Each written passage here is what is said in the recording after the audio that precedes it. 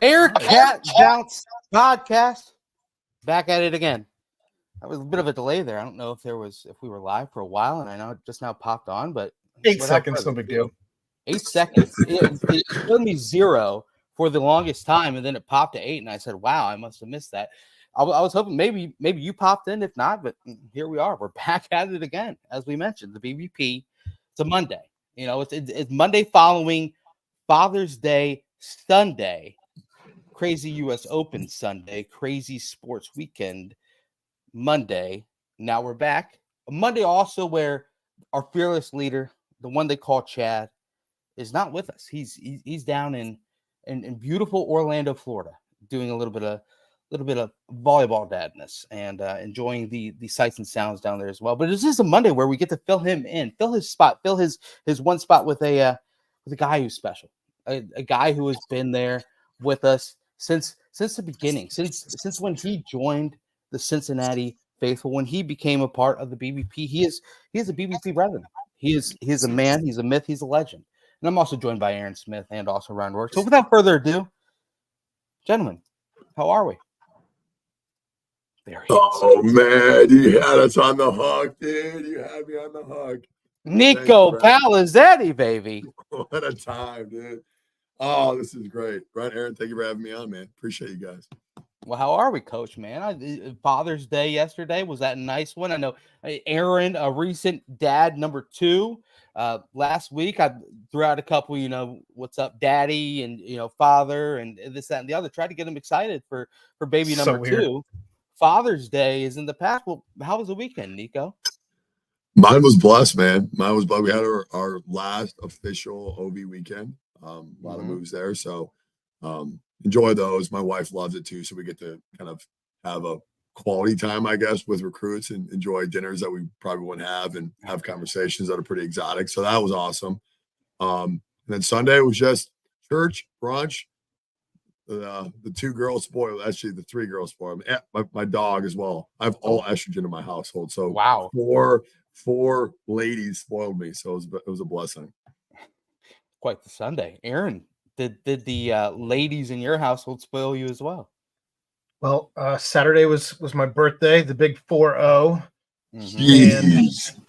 and then followed that up with Father's Day. So it was a lot. My sisters both had sick kids, though. They were going to come out and visit, and they both had sick kids. So we were like, stay away from this new baby and all of that. But yeah, baby's doing well. 12 days old. Whoa. She had a doctor's appointment today, and she's over birth weight. So we're good, moving in the right direction. Here we go, baby. Father's Day in the past, just quite a fun Father's Day. We grilled out at U.S. Open. Are you guys golf fans? Did you watch the end of that? No. I was well intentioned, but I was distracted because it was Aaron's birthday. So you know what? It's right. all good. Same. Yeah. Me too. I had to put that aside to sit down and really enjoy the close of the U.S. Open there. But yeah, wild golf Sunday, wild weekend overall. Just sports kind of all coming together. Snoop Dogg narrating a little Ellie De La Cruz. Aaron, I know you saw that. Excellent. It was excellent, hilarious. Yes, absolutely. What do you say? A rocket in his a rocket in his pocket. Yeah, there we go. I wasn't going to be the one to say it. You said it. Thank you. Took it away. Yeah, he said, "Who was that guy with the rocket?" And it was Ellie De La Cruz, and that dude's electric, which ties in the whole Reds and Rains and Reds, which we'll dive into a little bit as well. But it's another Monday where we do say hello to Chad Brendel, listening all the way in Orlando, Florida, sunny Orlando, Florida. Enjoying the weather, I imagine. I think was Aaron. Did the day come and go that he was going to Universal Studios? I think that day passed, right? I think that this whole thing is a rouge, and he's actually on an unofficial visit at UCF. Whoa. As they're trying to recruit him to run their website for 24/7. I think that's what all of this is. Wow. The House of Bounce is what they call it down there, right? Golly. That's what they call it. One of the funny things is whenever I'm out in Florida, because my family lives down here, I'm wearing a Cincy shirt, Cincy hat, something Cincy. any true UCF fan will just point at me and just like give me a nod, and he'll like point at his hat like UCF. I'll be like, oh, what? I mean, sure, cool, man. Like that's fun. Do you like Disney World or something? I'll make that and kind of dive into there. I'll say, do you remember Sauce Gardner or something? What time is your shift at the Hojo? Yeah, enjoy it if you will. I just got a text from our other man who will be joining us here in a bit, Royer. He said, running behind, I'm sorry, man. He's gonna have to officially apologize to you, Nico. For me and Aaron, this is it's just another Monday. It's just another Monday. But I'm sure it'll be worth the wait, absolutely. He's gonna come in here, just raise a whole scene, which is what he normally does. Guns a blazing. I just hope Royer, from wherever he's coming from, he does not, take it slowly behind the wheel, Royer. We'll be here waiting for you on the other side. Takes a little bit too quick. You might have to go over to Danco Transmission and Auto Care and tell Danco Joe, hey man, I was late for the BBP. I had to hurry up, and now I need an oil change. And Danco Joe will hook him up with $10 off that oil change. Or he'll say, hey, we need to fix your whole carburetor, radiator, whatever car term that is. Not a big car guy, but we'll fix that for you. 10% off. Danco Transmission Auto Care, Danco Joe. There we go. Well, Nico, you're back. You joined us for the for 513 Day. That was fun. That was a blast. A quick hello, goodbye, but we got you in full now. That was 513 Day. That was when you guys, was that the first day back or second day back along those lines? And that was the first unofficial day back. That was the first unofficial official day back. Which right, yeah. There we go. Well, now we're back. Now we're full. We're officially all in it. We're in June, which is phase 2, and I don't know what's going on right now. I feel like I'm like it's funny you're naming off all these events, and I'm just going right over my head. Like, yes, that happened. Yes, we're just training, man. We are training. We're training hard. That's the extent of my my knowledge of the world right now is what's going on in that weight room. Which is fine. Exactly. Off the record, some little birdie told me that you refer to June as Juggernaut June, if I'm not mistaken. Can you fill me in on the Juggernaut June? Yes. My wife just laughed. She heard that. It was funny.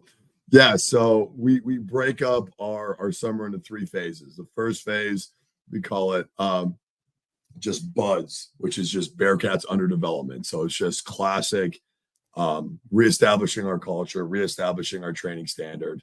It's really 3 weeks of kind of getting the whole preseason format established and really kind of just driving that in. And so once that's established, once kind of our bare bone basics are reaffirmed and the whole kind of the point structuring is finalized, then we rock into Juggernaut June. And I like to give a little history lesson. Obviously, I'm a nerd of comics just because I mean, come on, you got to be a fan of the X-Men and the Juggernaut. But on top of that, if you look at the term Juggernaut, it's obviously it's an indestructible, unstoppable force of nature, and that's who we're trying to train ourselves into. And so June is as demanding of a month as any month there is. February comes close in regards to training, but June is harder just out of duration, harder with the heat. There's more running. You're really preparing them for the demands of camp. And there has to be a monotony to it. There has to be a grind aspect to it. Just because you are literally preparing them physically, mentally, and spiritually for camp. And so there's that mentality with it. And it's brutal. It's grueling. It's just really, I mean, it's 4 weeks, but it's almost the last week of May kind of trickles in. So it's almost a 5-week just grind period. And so the goal at the end of Juggernaut June is the last week, which is literally the week of the Juggernaut June, which is going to be a cultural highlight. And we're going to kind of just emphasize it with that week before we have the 4th of July break. So we have a 4th off that whole week and we're going to earn it. And so we're going to work towards it. And guys, we officially started our 3rd week of phase 2. We got 1 more week next week, but we're in full fledged. We're swinging. We're swinging as hard as we can to become unstoppable forces of nature. I love that. Aaron, real quick, even if you aren't a comic book guy, I'm sure everyone's seen that one little that one little clip, you know what I'm talking about, Aaron, that was circulating throughout the internet for a while. Like, I'm the Juggernaut. You know what I'm talking about, Nico. Yeah. I do 100%. Oh, yeah. Oh, yeah. Fantastic clip. Google it. A week like this week, though, where temperatures top out on Friday at 97 degrees, it's got to make you wish that the indoor practice facility was here already, right? It's mixed. So we had an afternoon run today. So we were out there. It was in the mid 90s with a heat index of over 100, and we ran. And I think one is obviously you have to do it safely, you have to do it progressively, but you need heat exposures. And to run in the afternoon in a heat like this it's something that you have to do smart. And we did, and our athletic training staff's incredible, and we were prepared and ready for it. But like, it's going to test you physically and mentally because it's hot. And simple drills that you do in normal temperatures and the guys do it perfect, they're making mistakes on it. And there's MAs and there's a chance to lope because the mental focus of having to strain while you're so fatigued just because your heart rate's elevated because of the heat. And so we have to train in that because there's going to be days in camp that you guys know higher ground is going to be hot. It's going to be humid. There's going to be no rain. It's a magical place where heat and suffering come. So to be able to have that and have this week, obviously we have to be smart, but it was a blessing today. We had a great run, and we're going to have another team run. We're going to run again tomorrow in the morning. We'll do a 6:30, 8:30, 10:30. So heat won't be as extreme, but yeah, Thursday we're going to run. We have to be smart and safe, and we'll make sure those precautions are put in place and have extra breaks. But yeah, to have that heat, I'm like, you need it. Because last summer we really didn't get it. We got it like the last week of July. This summer it's hot now.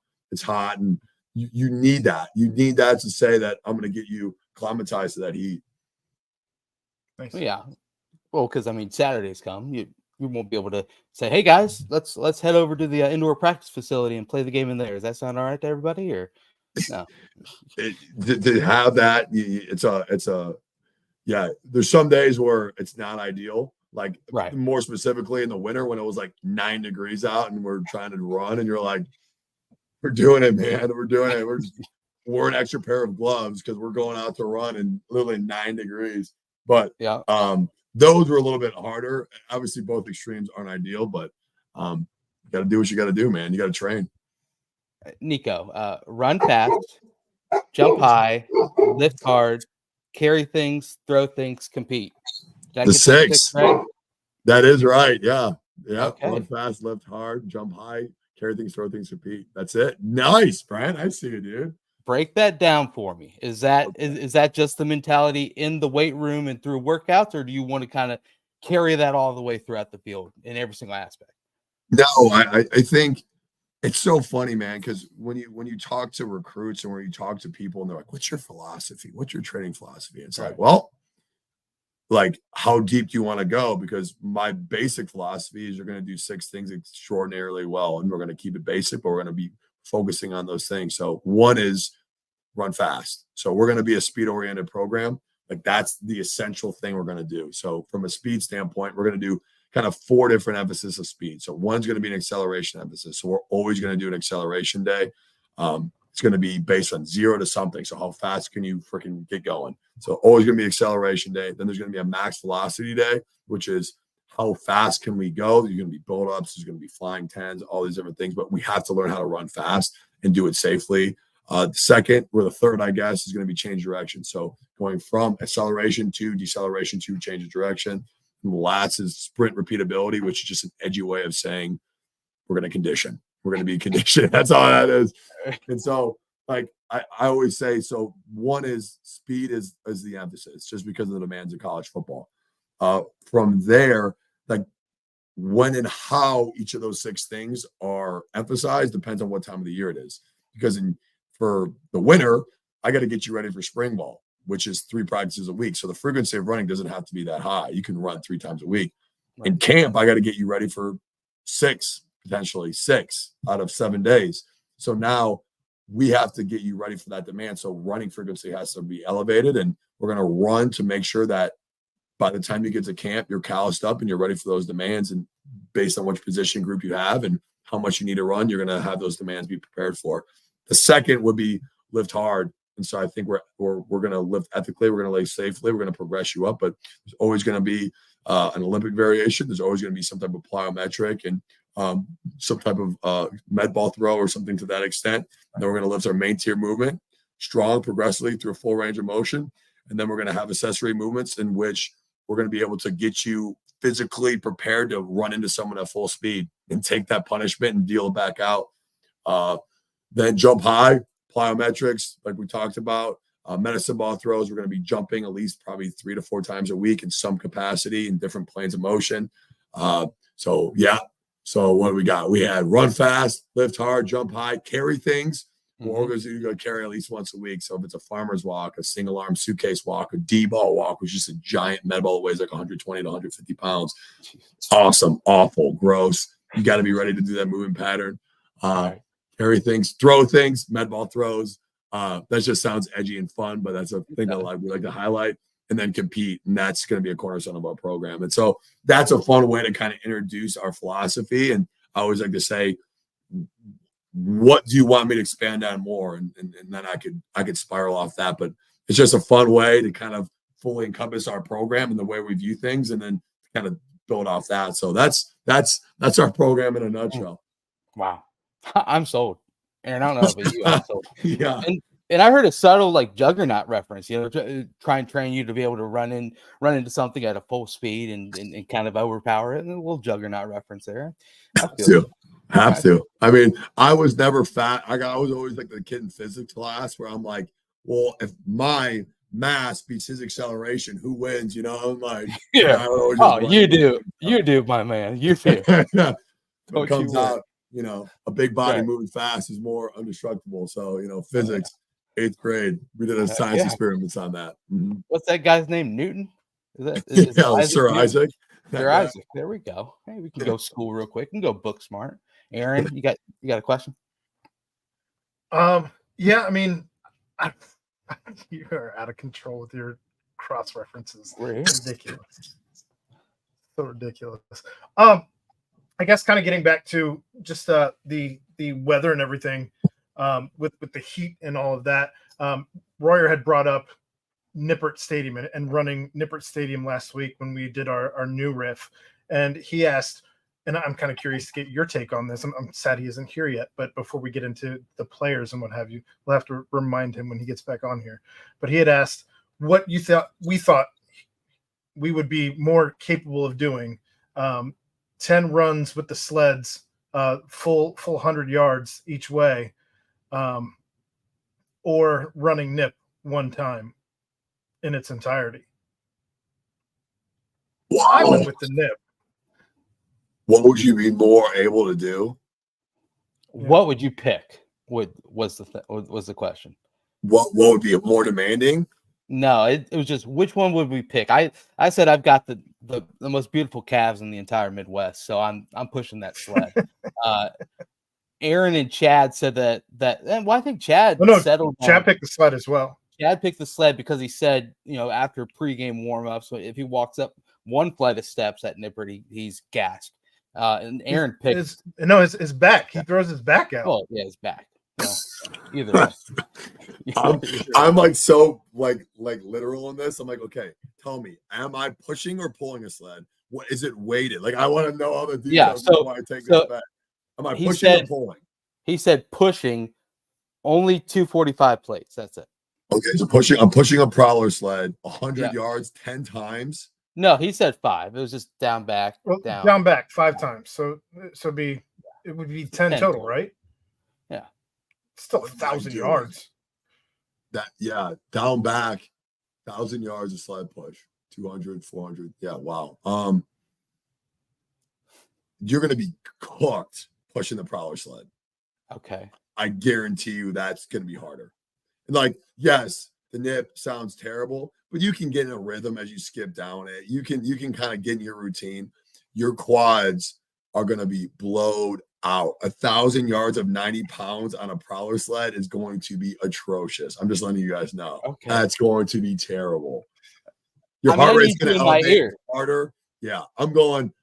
Changing levels though is hard. So like going up in elevation, going down, changing levels in that regard, like that's also demanding. So But what I would say would be more difficult, and the one that I'm going to choose because I want it to be as hard as possible, I'm going to push a prowler. That's what I'm going with. It's terrible. That would hurt. Let's do it. Let's do it. I asked Royer if I could have you in my ear the whole time, and then if that's the case, I'm setting a new PR to get a little Olympic out there for you guys. Doing it once would be a PR. What are you talking about? Hey, I used to play back in the day. Come on now, little state champion over here. Anyway, that's a whole different conversation for a different time.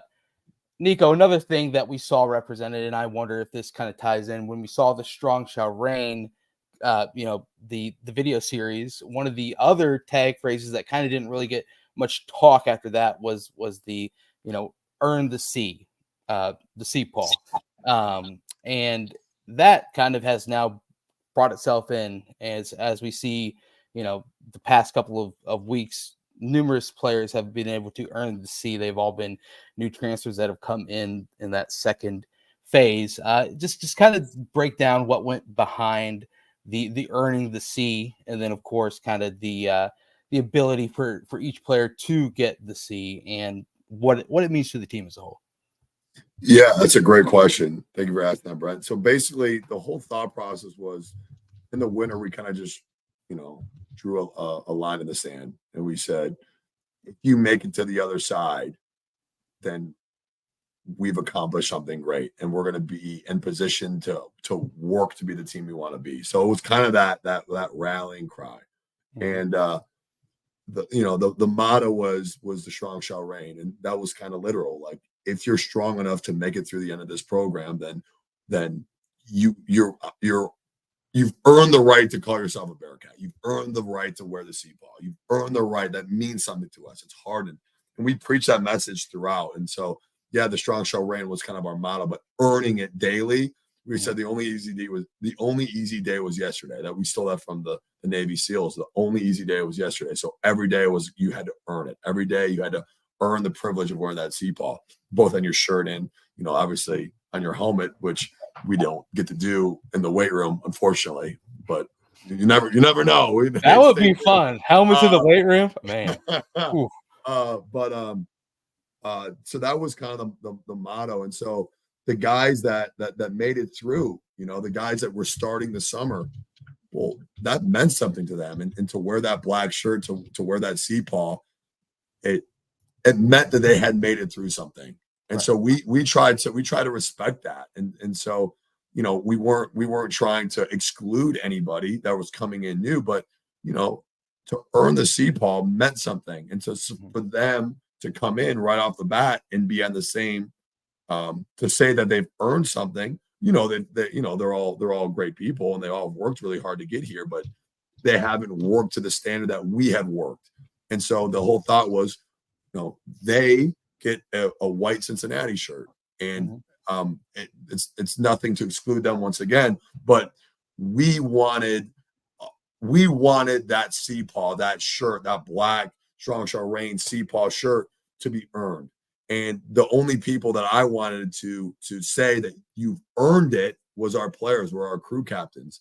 And so they promoted the players that they thought that they had drafted were worthy of wearing that black shirt. And it's been a really organic thing. And, you never know how things are going to be received. And that's meant a lot to a lot of people. And you can lose the C paw. Like if you have an accountability issue, you go into the white shirt. That's an organic thing. Like guys go nuts over it. Like that means a lot to everybody in our program. So, I say it, and, it's a social media soundbite, but like to our guys, to wear a black shirt means something. You're perceived different. You've earned the right. Our players are coming.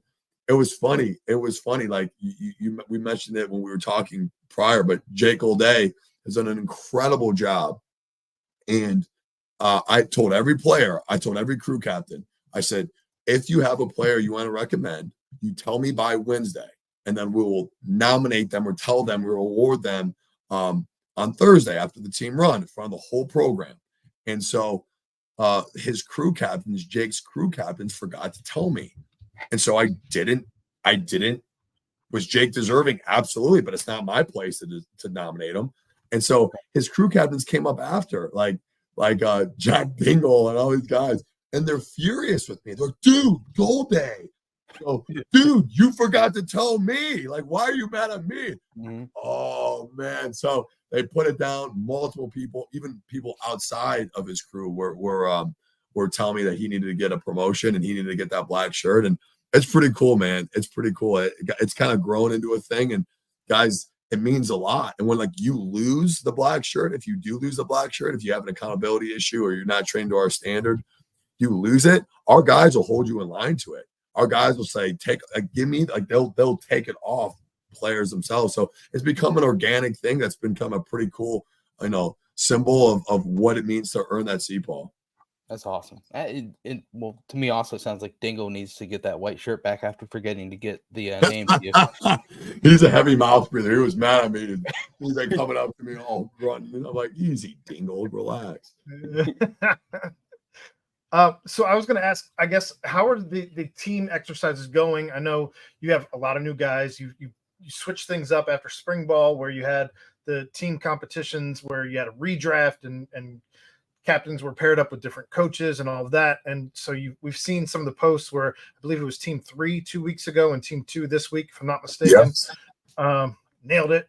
But curious as to how those are going. And then kind of a follow-up on that is what it's like installing what the culture is at Cincinnati with these guys, as far as, why these games are important, why Miami is an important rivalry, and especially with the new guys, and what that's been like, as I imagine you're probably kind of doing both things simultaneously.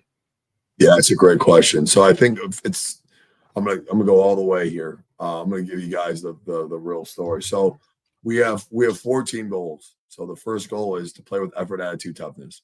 The second is defend the nip. Third is ring the bell.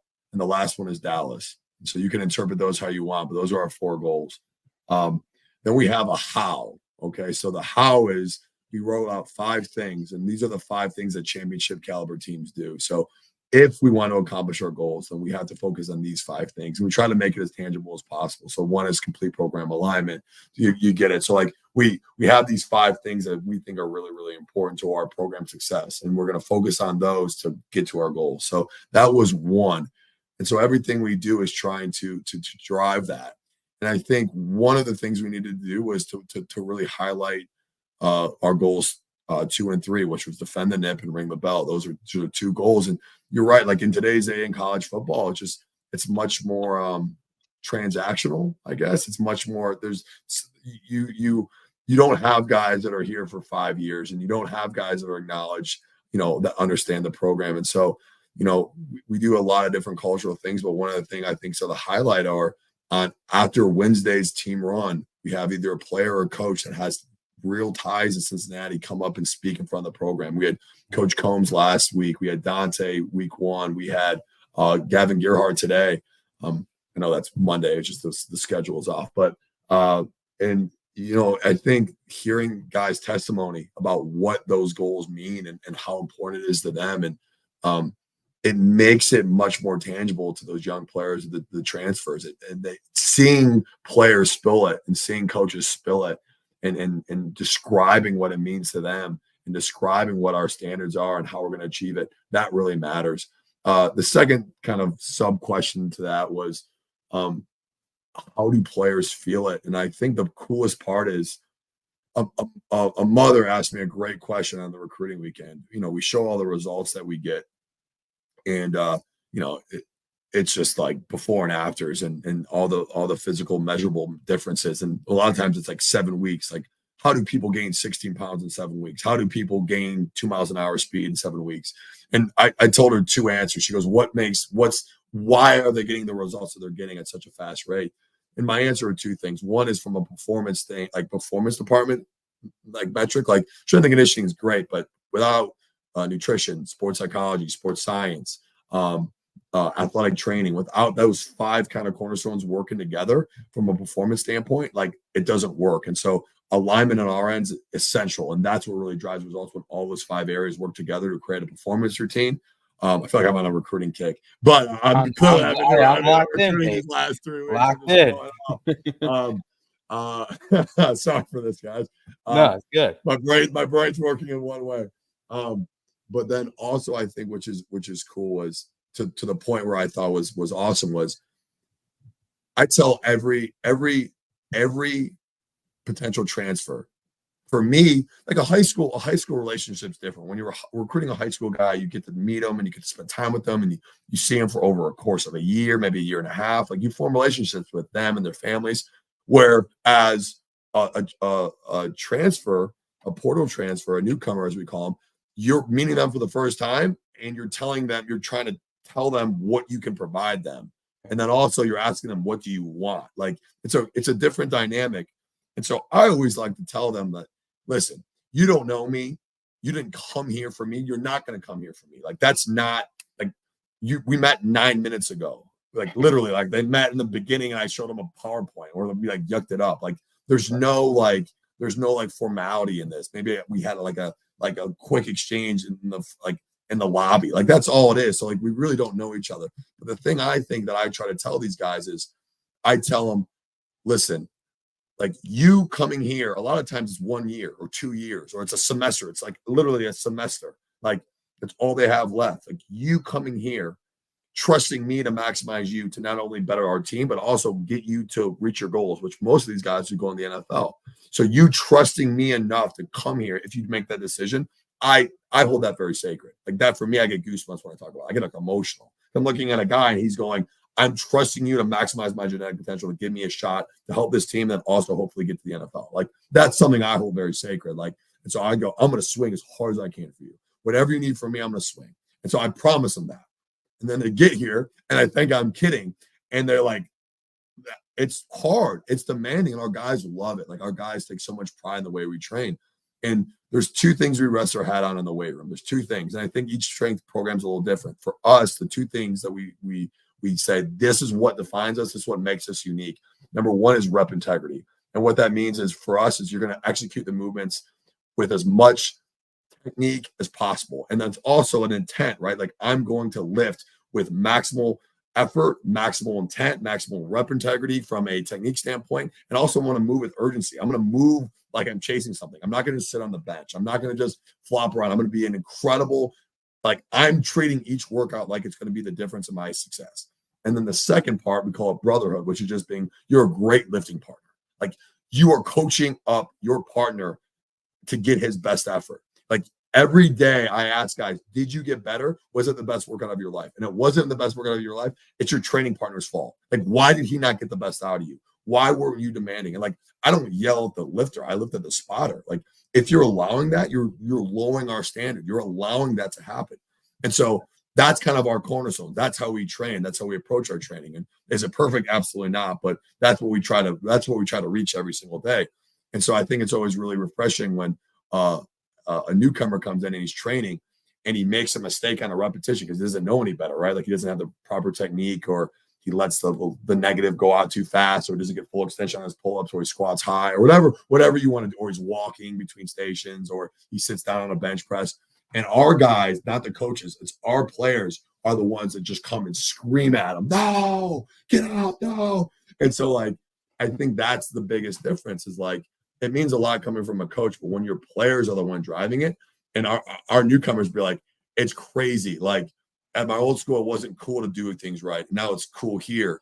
And it's like, it wasn't like maybe you had two coaches that would, were hard asses and, demanded that the standard be met. Whereas here, it's not the coaches doing it. It's the players. The players are the ones that are driving it. And the players are the ones that believe in it. So, we're still work in progress, but that's, I think the most thing you're proud of is we have a culture that's driven by the players. And I think the players feel like it's their team and they've earned the right to say it's their team based on how hard they've worked and how much they poured into it. So we're going, but I don't even know if I answered your question, Aaron, but I gave you a recruiting pitch and I gave you something close to it. So hopefully that answered your question. Where do I sign? Aaron, where do we sign? Come on. I guess a follow-up to that, how different is that this year than last year?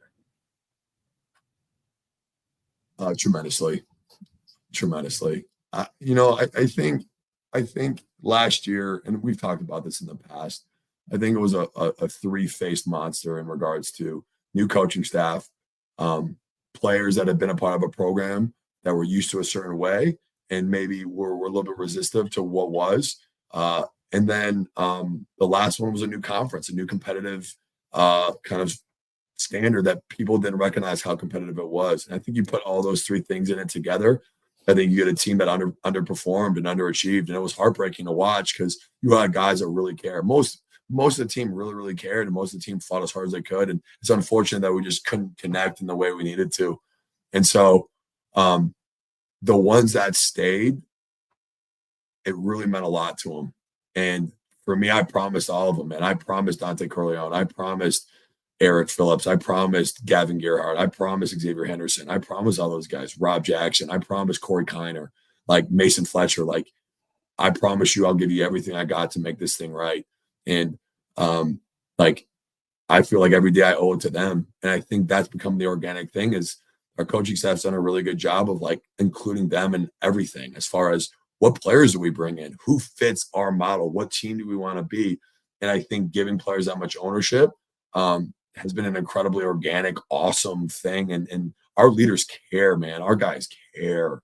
Like, they care. Every Wednesday we do a thing called a Bearcat Council meeting. And, it's about this, all the crew captains and then a couple other guys that we feel like are leaders of the team. And we meet and we talk, and we have mental health training. We have a psychologist, sports psychologist, Lanisha, in there, Dr. Lanisha, if you will. And we have, a couple of strength coaches and support staff members. And it's just an organic thing, but we're teaching guys how to lead, because it's hard. Like, everyone says, lead.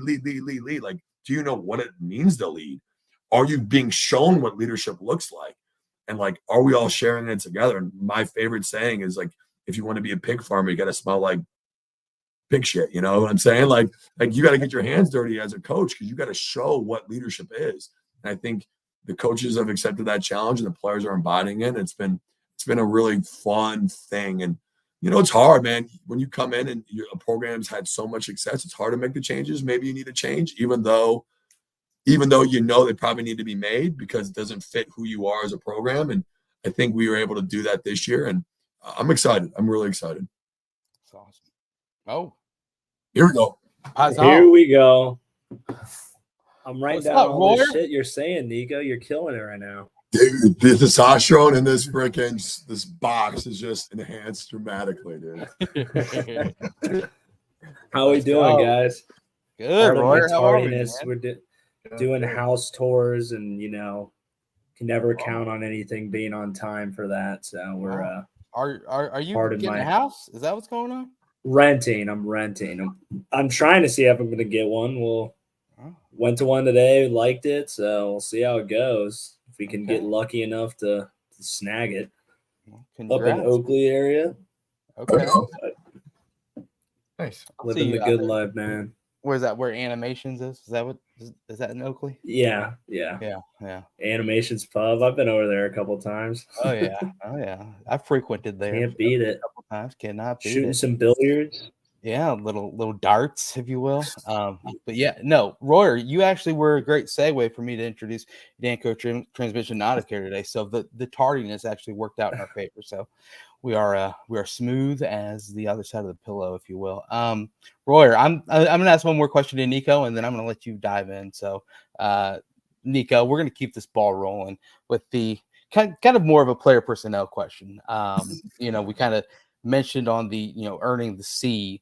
And three names have earned the C so far. Trey Collard was the first, and then we saw Jake Gaudet and Francis Sherman as well. Those are the new incomers. That some of them, three of them, if you will. Can you just tell me what it is out of those three guys that has kind of jumped off the page so far in the workouts? Yeah, so Trey was the first. I think what people notice about Trey, like when we evaluate people, and I kind of touched on this earlier, when we evaluate players, like we evaluate the difference they make in their training partner. And so we don't evaluate, like anyone can train hard, but can you train so hard that you inspire someone else to train hard? And are you fearless enough to freaking demand his best too? And like that's a thing that Trey does, and Trey's new, and Trey wasn't perfect when he came in, and Trey, had trouble gaining weight, and Trey wanted to do all these different things. And every day Trey's been working so hard, like just a guy that is a great training partner and just demanded the respect of his teammates just based on how hard he went. And guys were really inspired by that. And so Trey was the first name. And I think what set him apart was the way he works and the way he inspires his teammates to train. As far as Gold Day, Jake's a freakazoid, dude. Rory, love this guy. He's an absolute mutant. He's like, he comes in, he's got these broad shoulders, and he's kind of long, and I'm looking at him going, God dang, dude, like, what do you weigh? And he's like, I'm 228, 230. Like, what do you want to play at? He's like, I would hope I can play up 240. I'm kind of chuckling like this dude's gonna fill out like a mutant.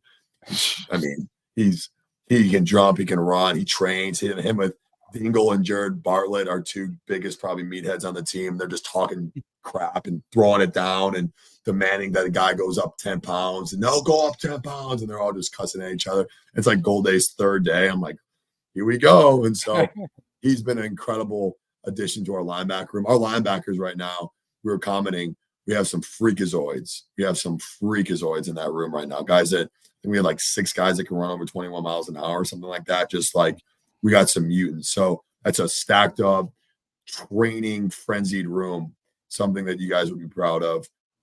And the last one's Francis Sherman, who's just and I say this with as much love in my heart, just this tough, grinding dirtbag of a guy, like just tough. And it was awesome. The story I told when he got it was, he's new and, he's had a cool ride, man. He was at Louisville and then went to Arkansas, and, he was coming here to kind of just reestablish his love for the game.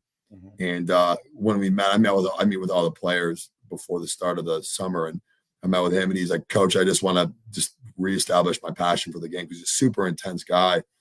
And, I felt like the environment would be really good for him, because it seemed like serious guys that love to train and love to work hard and love to compete are perfect for us. And so I just kind of smiled. I'm like, I think this will be a good fit for you. And then like after the third day, I grabbed him by the face. And I love it. I'm like, heck yeah, dude. He's intense, dude.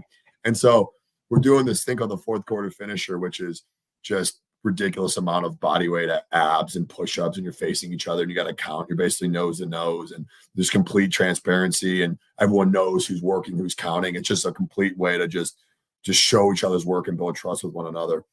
And Sherman's struggling on we're doing twists, right? Like a Russian twist.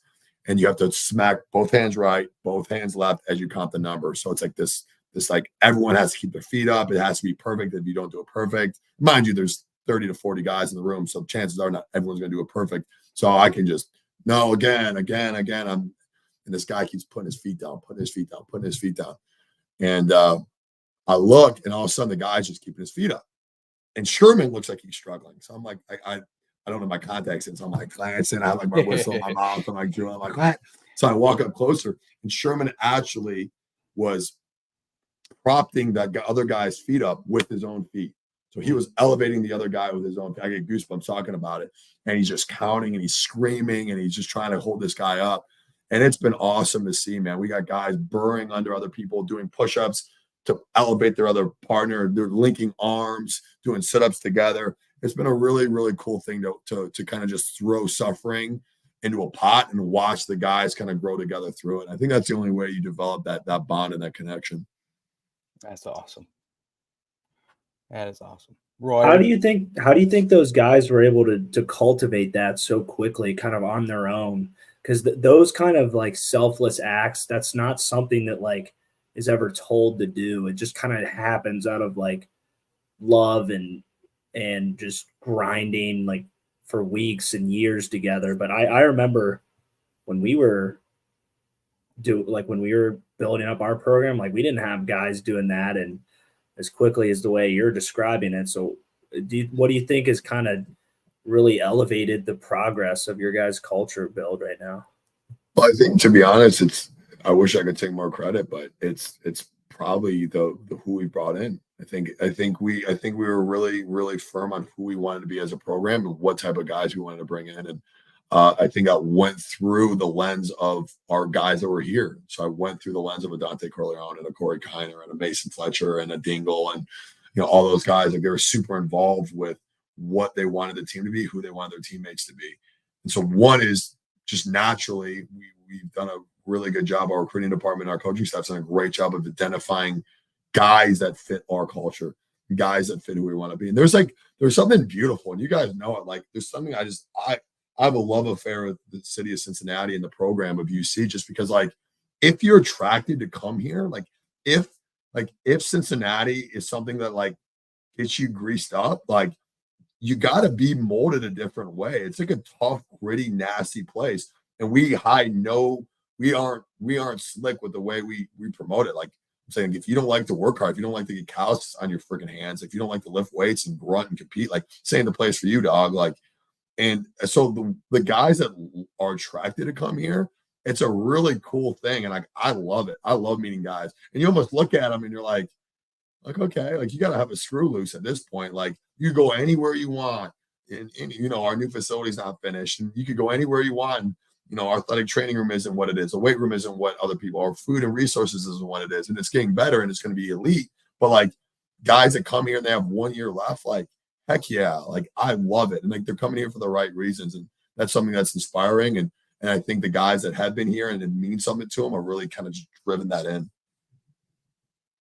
I mean, that's the stuff that like that's what makes winning, like that's what builds winning culture, is like not having all the nice shit, not like and that way it's kind of better. It's like a filter out all the lazy, all the bad, all the things that are just going to be headaches, and you can just get guys who are going to grind. And hopefully they don't get too pampered with all the new toys you're going to have for them down in that new place, Nico. But I think you'll be good at keeping them nice and gritty down there.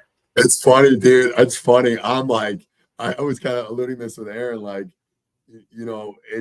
we did all of our running in the winter outside. So like one day it was literally sleeting. I mean, it's probably like what is it, 32 degrees is the snow. It's probably like 34. Like it's like just sleeting, raining sideways, and guys are just out there screaming and yelling. And we call them combat drills. It's like just a combative mix of agilities and wrestling, and it's just gross day. It's awesome. And I'm sitting there, at 6:30 in the morning, and it's dark, and the lights are on, and you're in the nip, and you're like, dude, I will never ever do these drills inside ever. Like I will, like over my dead body, because it's so like you're right. You don't get that inside. You don't get that. Like you're under the lights in the nip, in the sleet, snow, like there's snowbanks on the outside. It's just awesome. And like, that's the thing. I think like, that's why I love this place. And that's why I take so much, like, that's why it means so much to me to make it as hard as it needs to be, because like, I understand what this city is. And like, God, that's so cool. It gives me goosebumps talking about it. Yeah, I love hearing that, man. I wasn't a part of the attention training, but that was what they would do back in the day, where they were just like out in the snow, guys getting frostbite on their hands, losing fingers. Mike Stacciotti's eating throw up off the ground like a pure savage. Yeah.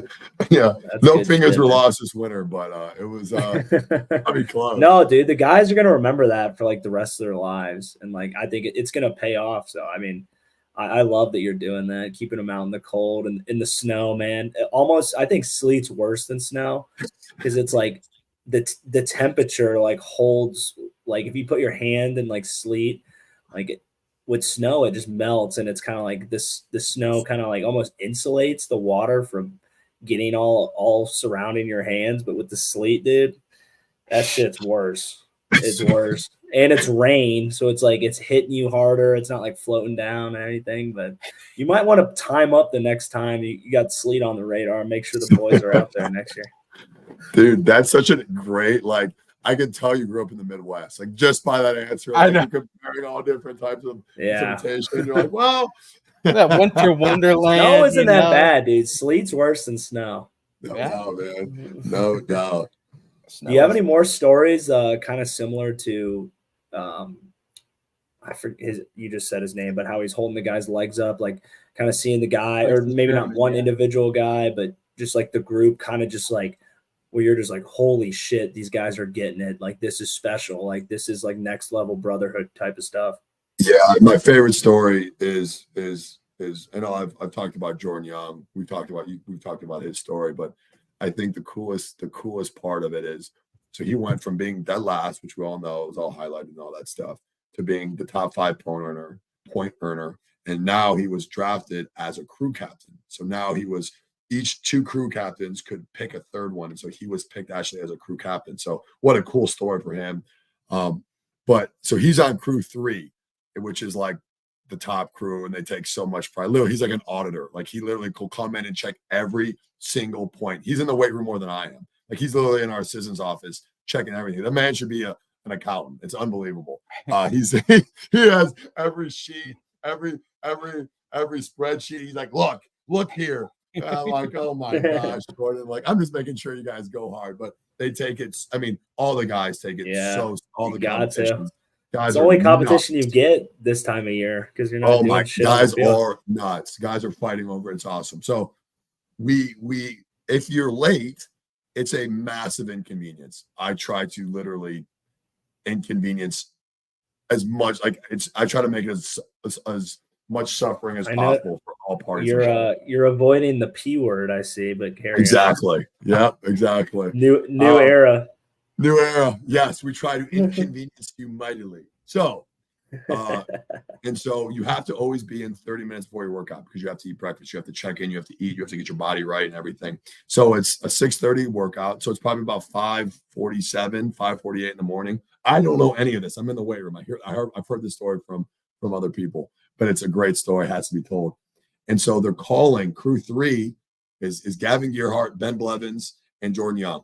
So they're calling this one redshirt freshman lineman, and he's clearly slept through his alarm. He's not answering. He's not awake, and they're freaking out. And so Jordan just sprints out, grabs his car, pulls up in the concourse, picks up Gavin and Ben Blevins, drives across the street to the apartment buildings, run 2 red lights. They get there. So Jordan's driving.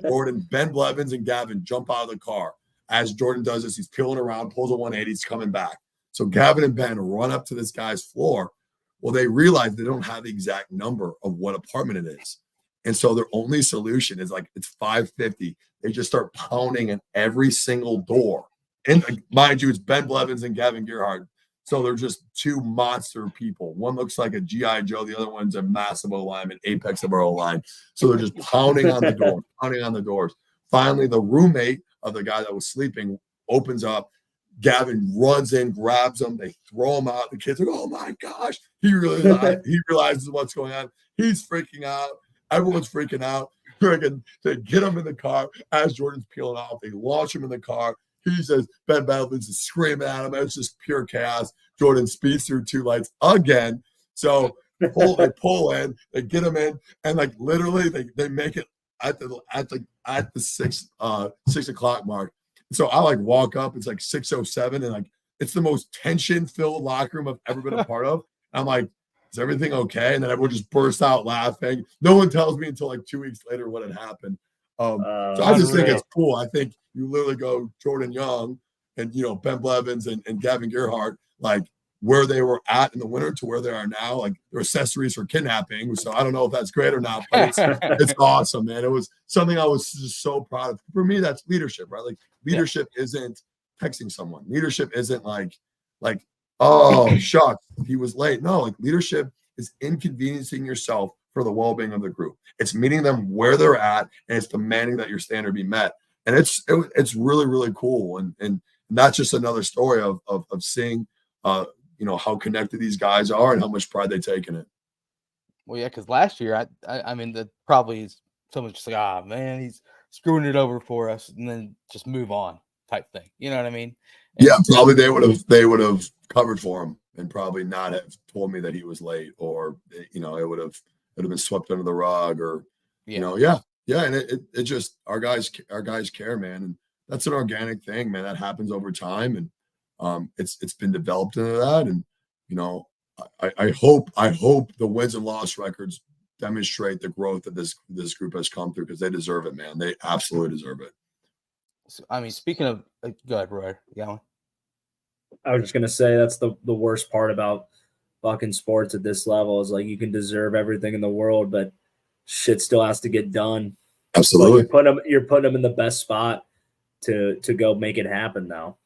Yeah, I love this group, man. I love this group. Good. It's a great group, and you're right, 100%. That's the beauty of it, right? You got to go execute. You got to go win games, and nothing's given. No matter how hard you work, nothing's promised. But I know that this group is deserving of success, regardless of if it displays how hard they've worked.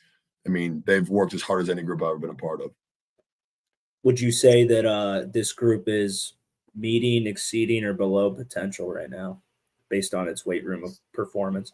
Well, you know, we're not perfect. Like that's the part of that my job's tough because like I'm the seeker of conflict, right? Like it's my job to find every issue that could be glaring and just exploit it. Like that's my job. That's my responsibility. So like, not that I'm a pessimist, but it's my job to exploit any potential conflicts and blow it up and get every party involved and make everyone feel like it's the most important thing in the world. So that's kind of my role. And so, yeah, there's a ton of things we can improve on. We can still be cleaner with accountability. We can still be more connected. Like for me, it's very simple. The crews that win, crew freaking 3 and crew 2, are the most connected. They communicate, they problem solve, and they find a way to get the job done. And that means holding each other accountable to do extra maintenance, extra high needs, finding ways to win competitions. And so like, if you want to win as a crew, and if you're a great leader, you're going to find a way to win. And so we're working through that. So are we perfect? Like, absolutely not. We have so much more growth to do, but the desire is there, right? The desire to be as good as we could be is there. And we just got to keep working. I feel like that's like, once you break through that wall, man, it's like exponential. It's like, that's when shit starts really pouring on and everyone's growing together at a faster rate. But it's just like knocking on that door for, you know, the first couple months. Then you get into your first off season, you start pounding on the door, and then now you guys are starting to really kick it down. It sounds like, where it's like you aren't asking things of the players. Like the players are taking care of all of their shit. They're like holding each other accountable. They're sacrificing more out of themselves, like for their teammates. And, you know, that's like something that a lot of coaches, I feel like they could spend like 4 years like beating that drum and like maybe get some little bit of growth out of their guys. But it seems like you and the staff and the players have found a way to kind of mesh and kind of accelerate this process.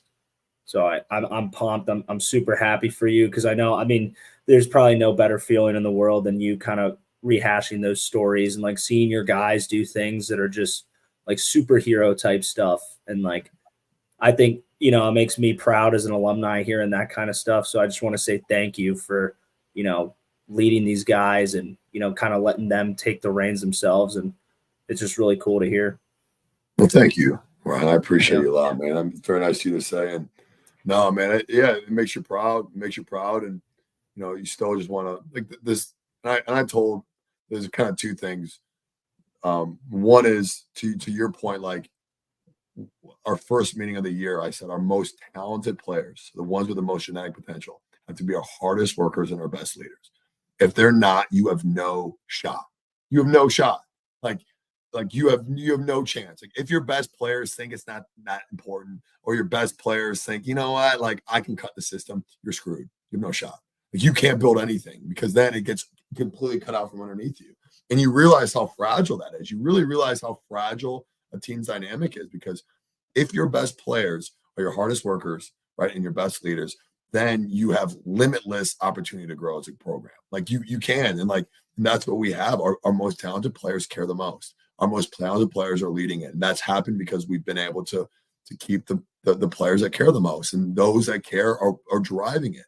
And, you know, you're so proud. Like there's so many things you don't even hear about. And then all of a sudden, like 2 days later, like, you know, you hear of a player talking to another player, talking about how they need to reach this guy and how they're all trying to work with each other and try to push each other to be better leaders and care more. Like you get all those stories, and that makes you really, really proud. But, you know, one of the other things I talked about in the first meeting in January was, you know, we didn't meet our expectations. Like we didn't meet our expectations as a program. We didn't meet our expectations as a university. We didn't meet our expectations as a fan base. Like no one was happy with what it was last year. And we just like for the loyalty and the support that we've received, like God, we got to work hard, man. Like, gosh, we got to work hard, because there's no greater fan base. There's nobody that cares more. Like, it's an incredible place, man. It's a place I'm very proud to be a part of. And you guys have accepted me, and like, you guys didn't have to do this. Like, I'm a Greek Italian kid from freaking, like, you know what I mean? Like, shoot, dude, like, you guys have been incredibly supportive of me, man. Like, a 513 day, I didn't know who I was going to be talking to, and I got to see you guys mugs. I'm like, no way! Like, I wasn't like I was talking to old friends, man. Like, you guys are incredible. So I appreciate you guys a lot.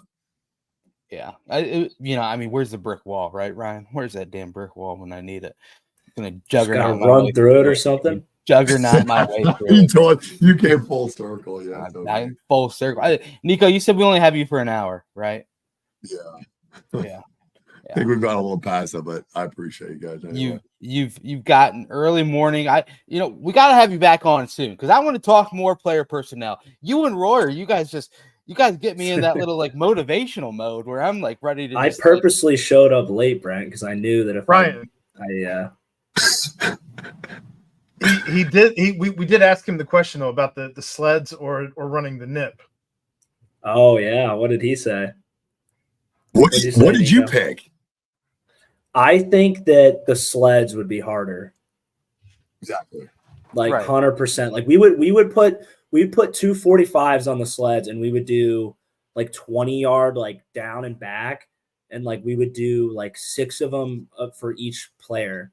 And like it was like position group versus position group. And I'm telling you, dude, like out in the heat, like I almost like passed out. I like threw up red Gatorade, and like Michelle thought I was like internally bleeding, and I just ran into the ice tub with my shoes on and just passed out in the ice tub.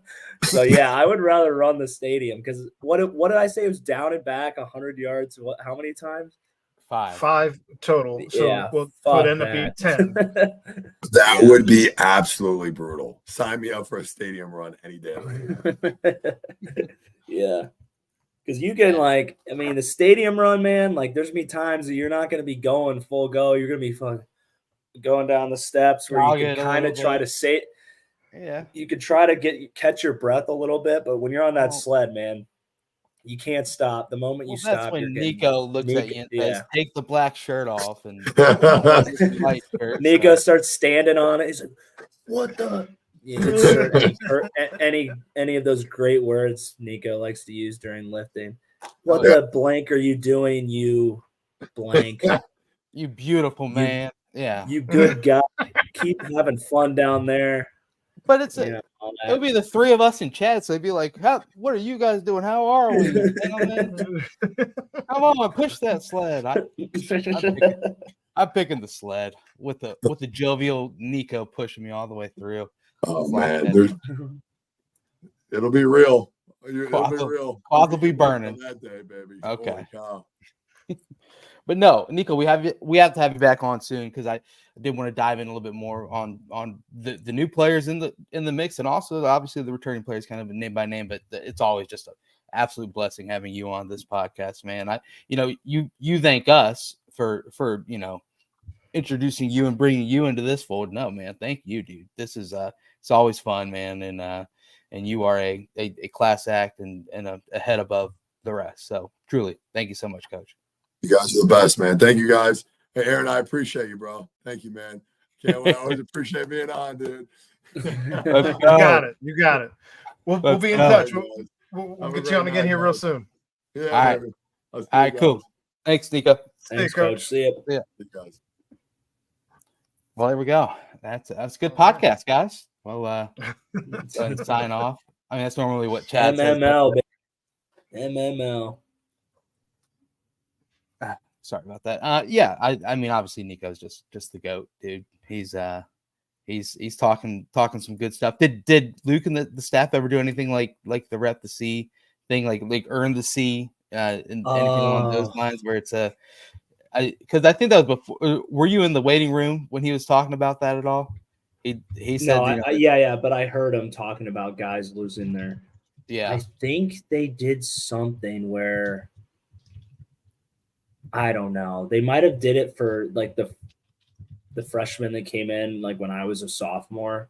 Mm-hmm. Like they didn't give them like the C paw on their helmet or something. I don't remember. I mean, that whole player accountability thing sounds awesome though. Just like where where he doesn't have to do any of the yelling anymore. The players are doing the yelling. I mean, and by the way, I'm going to go on record and say Jordan Young did not speed through any red lights, guys. That was just a fabrication for the story. He lied. To just make the story sound even cooler. So that Are there even right red there, lights at 5 in the morning or whatever? I'm not even sure there's red lights around campus. No, there isn't. It's just the flashing yellows. He's fine. Yeah, it's fine. He's absolutely fine. He only managed to hit Simas Lukosius with his car on his way through them. So wow. Don't check in on the basketball news, but suspect number one, huh? Wow, that's an interesting find there. But no, I mean that sounds awesome, you know. And hearing Nico talk about that, I remember going to Squat Fest, and that was kind of what that, you know, the previous regime had going on was that similar, just players holding each other accountable type thing. Obviously, Brady was yelling and getting everyone going, but it did seem like there was a lot of player accountability, and that's a true sign. I was gonna say, I think that's how you know you have a good locker room, right? Is when you have the guys that aren't afraid to step up and be those types of leaders. Where, you know, we talk. I feel like the last couple of years we've talked about the basketball team, not sure who the leader is until, you know, halfway through the season. But I think it sounds like the football team has put together some leadership right off the bat, and I think that those guys kind of stood out a little bit ahead of time as they were involved in this is their team, right? Like they've almost handpicked the players as part of the selection process. So I think there's a lot of pride going on with the leaders here with this football team, and I think you're seeing the benefits of, you're reaping the reward of putting them in the place that you put them in. Yeah. I agree. Should we timestamp this sucker? Then we're gonna riff with Roy, or we're gonna mailbag. We're gonna get out of here, man. I mean, I'm sure the people that are listening to us they got their Nico bits and they're ready to hear us three bozos just kind of wrap it up. But no, that was awesome. Do you have the read, Aaron? I do. There we go, baby. Let's hear those pipes. Let it out, baby. Can you sing it for us, or are you just gonna read it? That's not how that works. They don't pay us for that. Okay. But in any case, real quick, Ryan, did you know he was what was it, the quartet, the barbershop quartet was what you were in at Wright State? I remember it. No, I was in the men's chorale at Wright State. Yes, there it is. I remember you saying that you were a pretty good singer with like karaoke. Yeah. I remember you bringing that up a couple times. Yep. Yeah. In any case, Quick Paper Supply, your local and family-owned restaurant supply company for all your non-food products.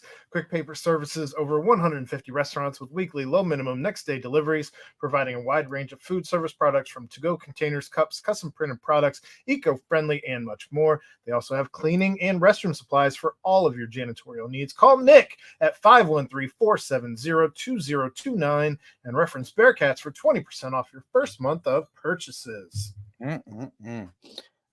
Now we're going on to the new riffing with Royer segment. Aaron, do you have the new riff read?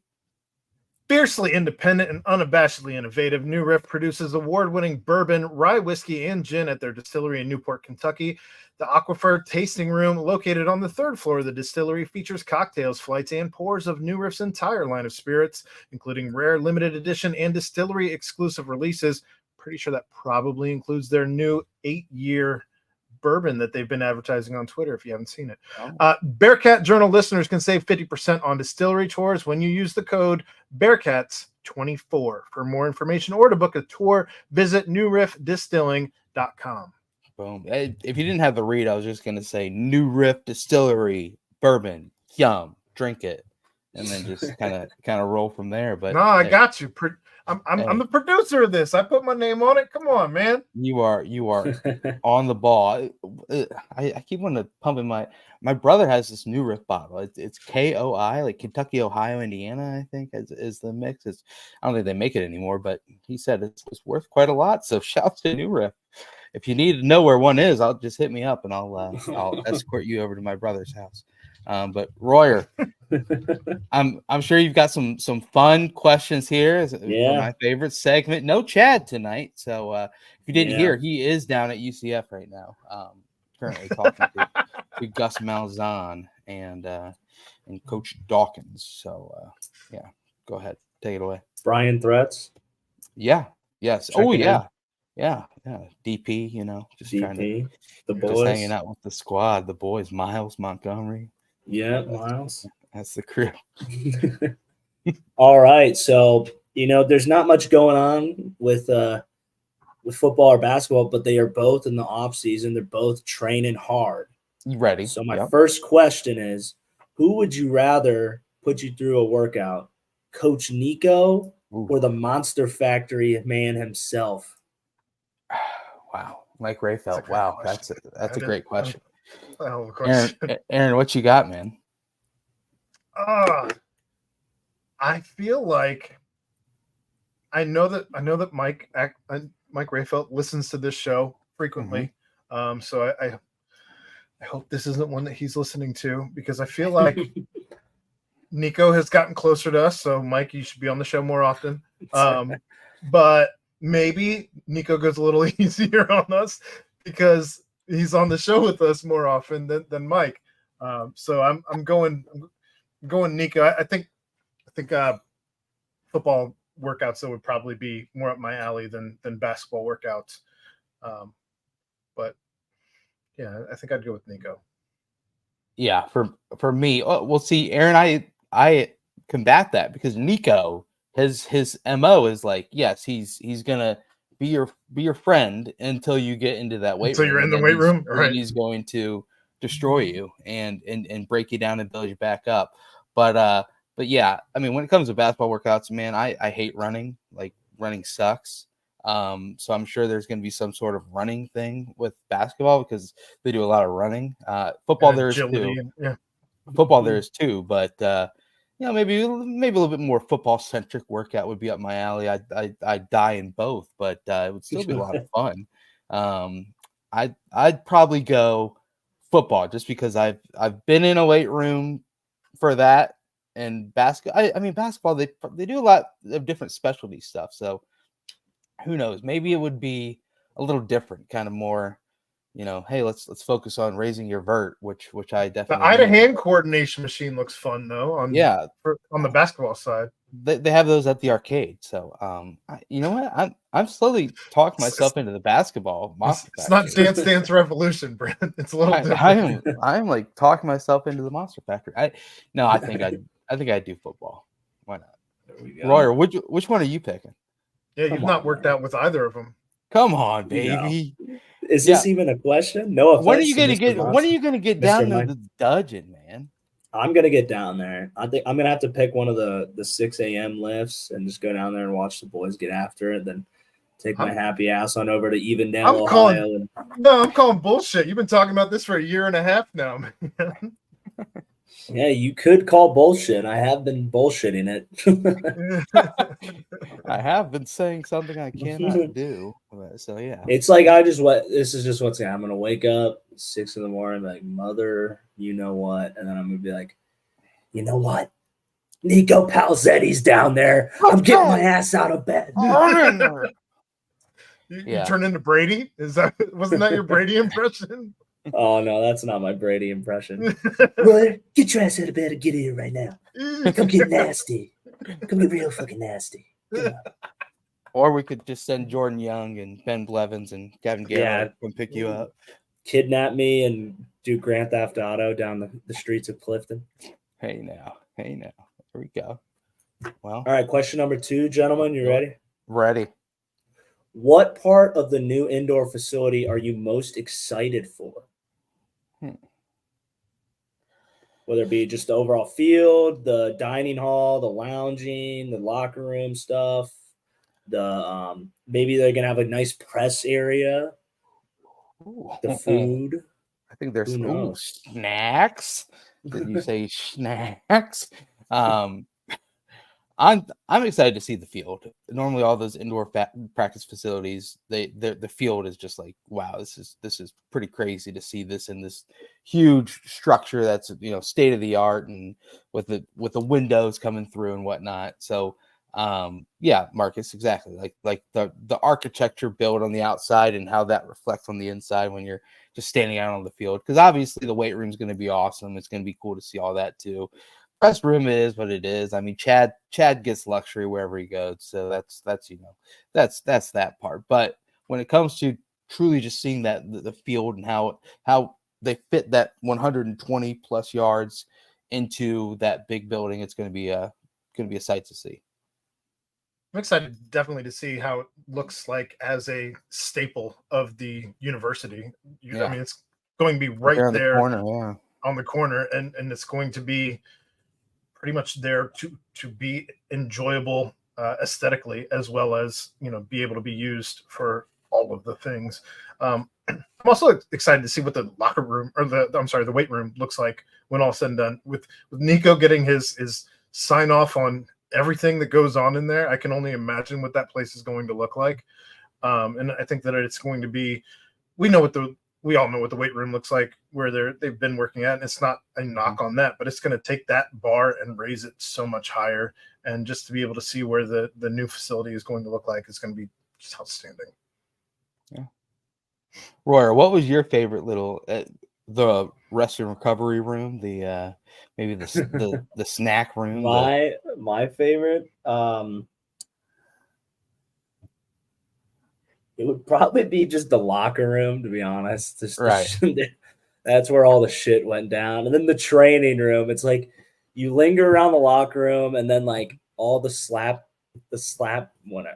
jackasses walk in to the training room right when everyone's getting out. It would be just like me and a bunch of other guys, and then all the training staff would just be like, oh my God, like we thought we were over, and then it's all the people who are just gonna mess with them the whole time. So it was probably between the locker room and training room where I had all my fun at. But I'm most excited for the new like dining hall that's gonna be integrated in there, dude. Like you see all the videos all over the place about all like the upgrades to like the food and dining. I think that's one thing we're really lacking for the athletes. I know they tried really hard and put together that little thing up on the 8th floor of the Lindner Athletic Center, but it was I mean, it just wasn't up to par with people all over the conference now. So I think that's going to be great, and it's going to do wonders for our guys. But because maybe I have to sneak in there the guys and steal some of the hang out at the at IU they called them training tables, but it was just like the cafeteria, like foods, and whatnot. Yeah, do the guys hang out there a lot of the time? Like you'd go up there and you'd chop it up like before and after. Like if you want to relay off the story I just told, then you go out of the training room, you get done messing around, not really doing shit, and you go upstairs and you're there until it closes down. And then you finally go home. So it's like that, like the post-practice or post-workout hangouts are the best. So like that always leads to the three things. It's locker room, shower room, you know, we had fun in there, as you can imagine, training room, and then the dining training table, whatever they called it. But yeah. Well, hell, damn, yeah.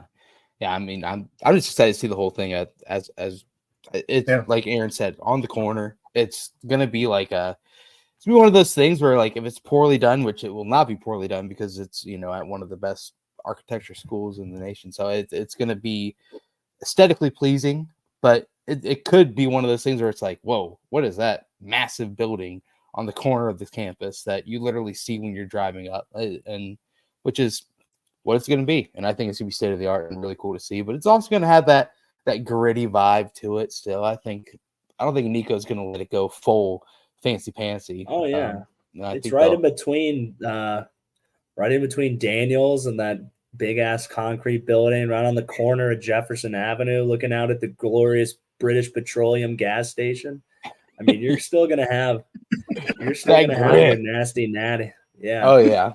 You are.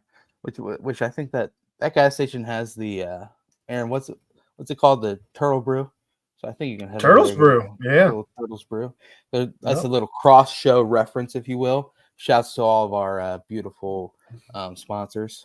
So there you go. You got a third question at all? Anything? I do. Spicy? We'll do three. We'll stick with the facility based question. If you could add anything to Nippert Stadium and / or Fifth Third Arena, what would you do? Aaron, I know your answer here. Do you? I thought I did, but maybe not if you're thinking about it more. I am thinking about it. I mean, Come back to me. Let me get a second on this. Actually, okay. I mean, you've always been a big Ring of Honor guy, a big, honoring the past players type guy. Yeah, that's too easy though. That's the low hanging fruit on this. If you're able to actually like make a big change to one of these arenas, I don't know that the first thing I do is update the Ring of Honor as much as it is super out of date at this point. Yeah, both for basketball and football.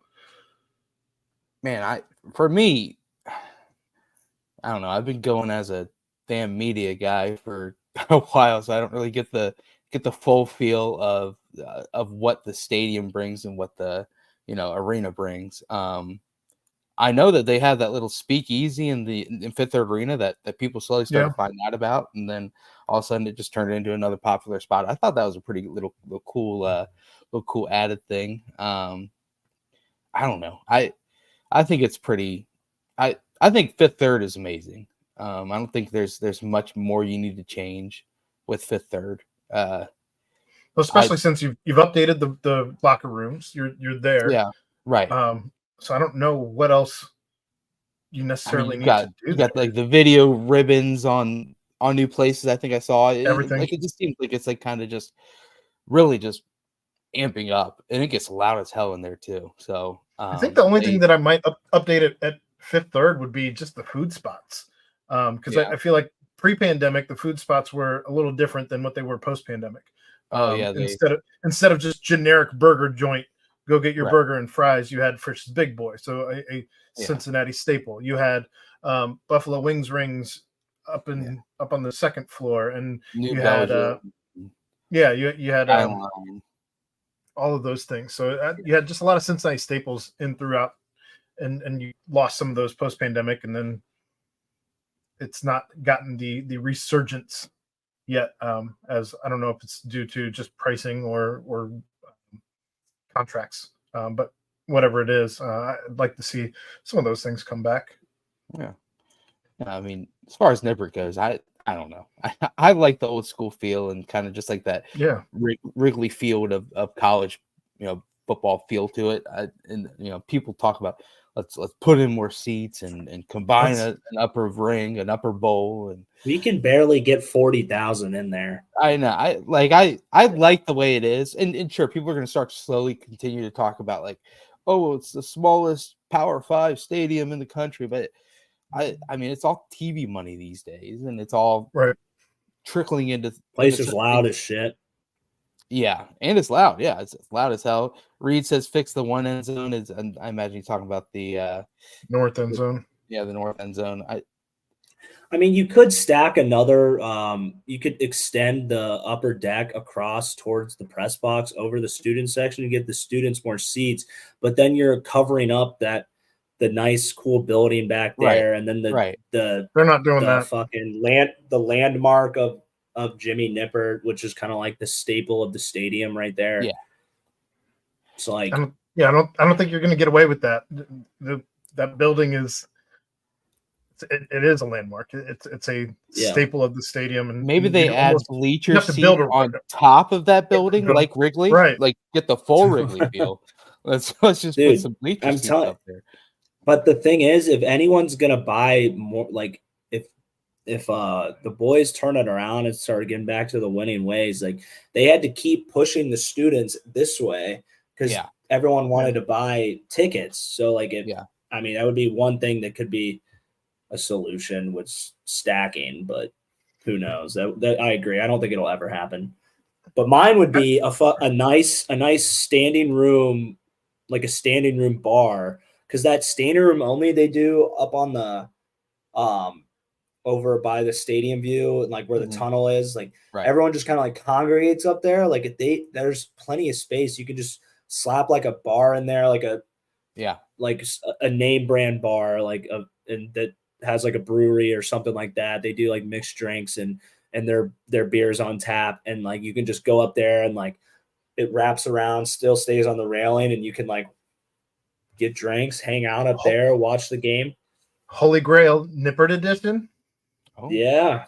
okay. Dude, that place would be a hit up there because there's so many people walking back and forth and people who just like to stand up there and watch the game.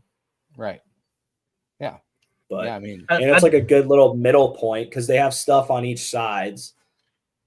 And like that's a huge entrance too that people walk in from down on the green and they come up and then they split off to go to their seats on either side. But I think it'd be a good idea. Selfishly, I'd like a third elevator to go up to the press box and maybe also a nicer elevator in the corner by the north end zone across from where you guys come out over by the visitors locker room. That elevator feels like it's going to go down at any point. Man, first world problems for you, Aaron. Yep, you're right. Sorry about you there. Yeah, I mean, Fifth Third is state of the damn art, and and I think Nippert it's got that cool ass feel. But I agree, Ryan. You can like make modifications that enhance numerous things, and I mean, plopping a damn bar right there. Just think about bingo, bango, bongo, right? Ooh, yeah, I like the play. I'm gonna have to attend some games as a fan. Give the fan view. Tell how it looks or lack thereof. Yeah, exactly. Before we move off this, one of the topics this week that I wanted to bring up, and I feel like this is the place we can do this instead of the mailbag. Yeah. One of the questions that came up this week is the Big 12 is looking at potentially selling the naming rights to the Big 12. I don't know if you saw this or not, Ryan. Brent, I'm sure you did. Yeah, Allstate is a name that I think I saw Buc-ee's was coming up as well, which that would be something. But is there any Buc-ee's conference? I don't know the Buc-ee's 12 or Big Buc-ee's. I don't know what you would do with any of this. Make it stop. Just do like Buc-ee's with 12 E's at the end. It could be good. That's stupid. Well, would you do 12 or would you do 16 at this point? Because yeah, true. You don't even have to keep 12 at that. Yeah, you don't have you're to doing that. That's a good point. Yeah, just keep on adding E's. There we go. So and then at the end, the S is the $. There you go. Is there a dream scenario that you guys have that would end up being the sponsor of this conference?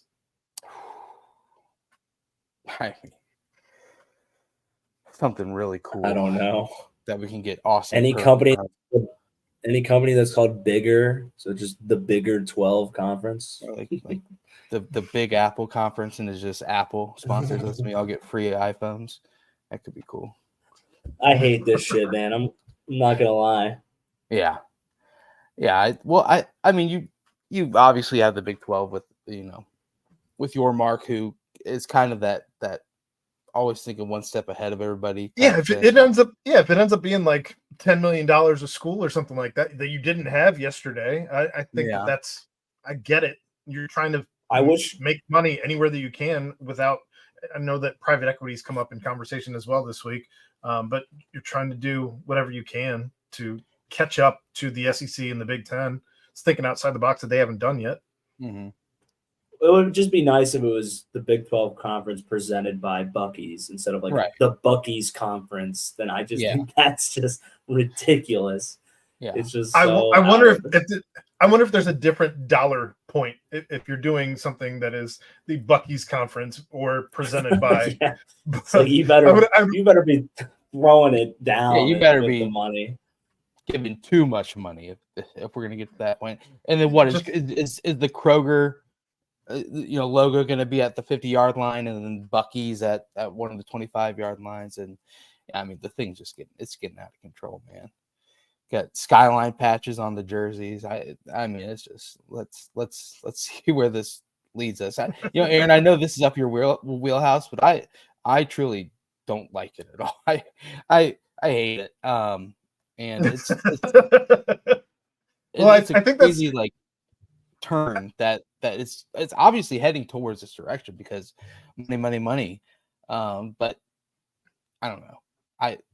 I'm for it if it's like Royer said, a little bit more subtle, because then you're obviously the Pac-12's gone, but you're messing with a different level of things. Well, didn't Michigan State do this a couple years back where they were presented by Rocket Mortgage or something like that? Probably. It could be the Cincinnati Bearcats presented by Kroger and partners with Skyline Chili. Kroger would go with another team Procter before they and did Gamble and Cincinnati. But true. Well, maybe. I don't know. Shoot for the stars. You might end up on a Gold Star Chili. All right. Just thought I'd throw that out there to cover a. What are your thoughts? Are you for it or? I mean, like I said, it's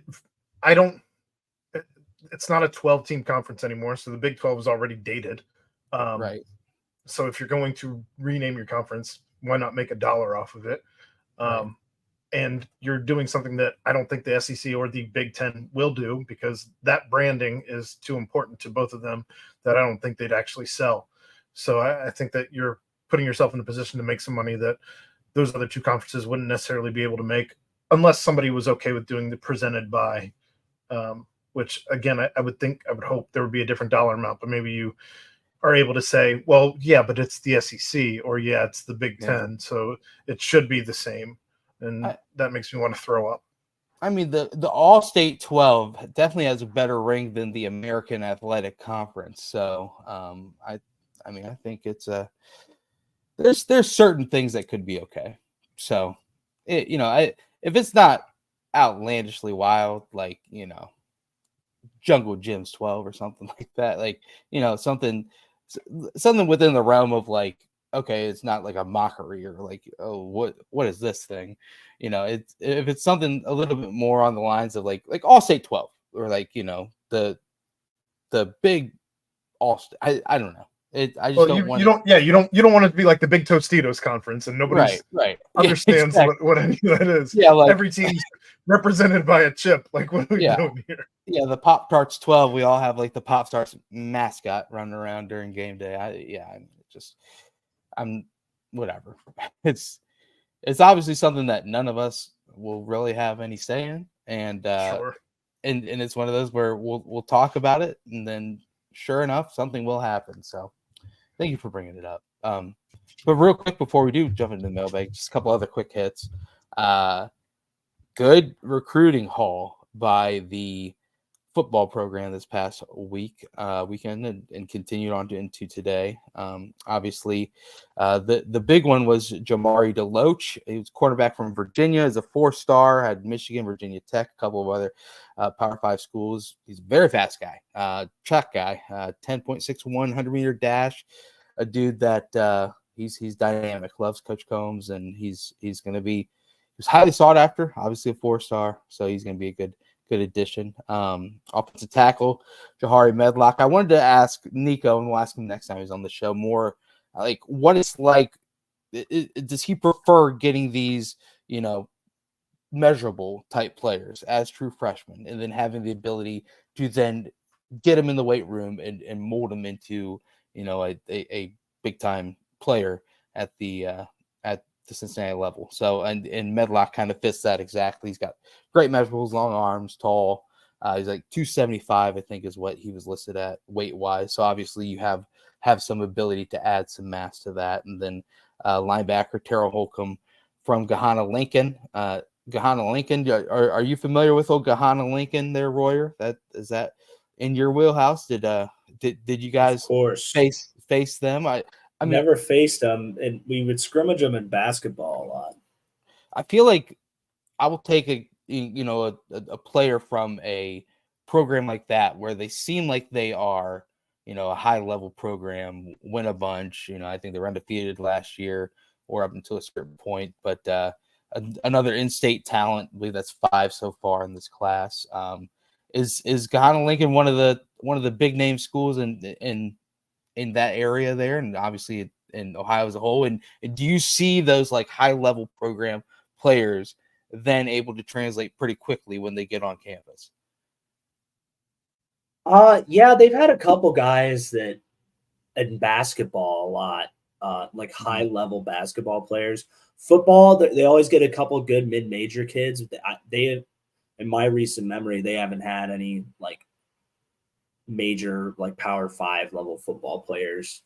I could be forgetting some, but none are coming to mind.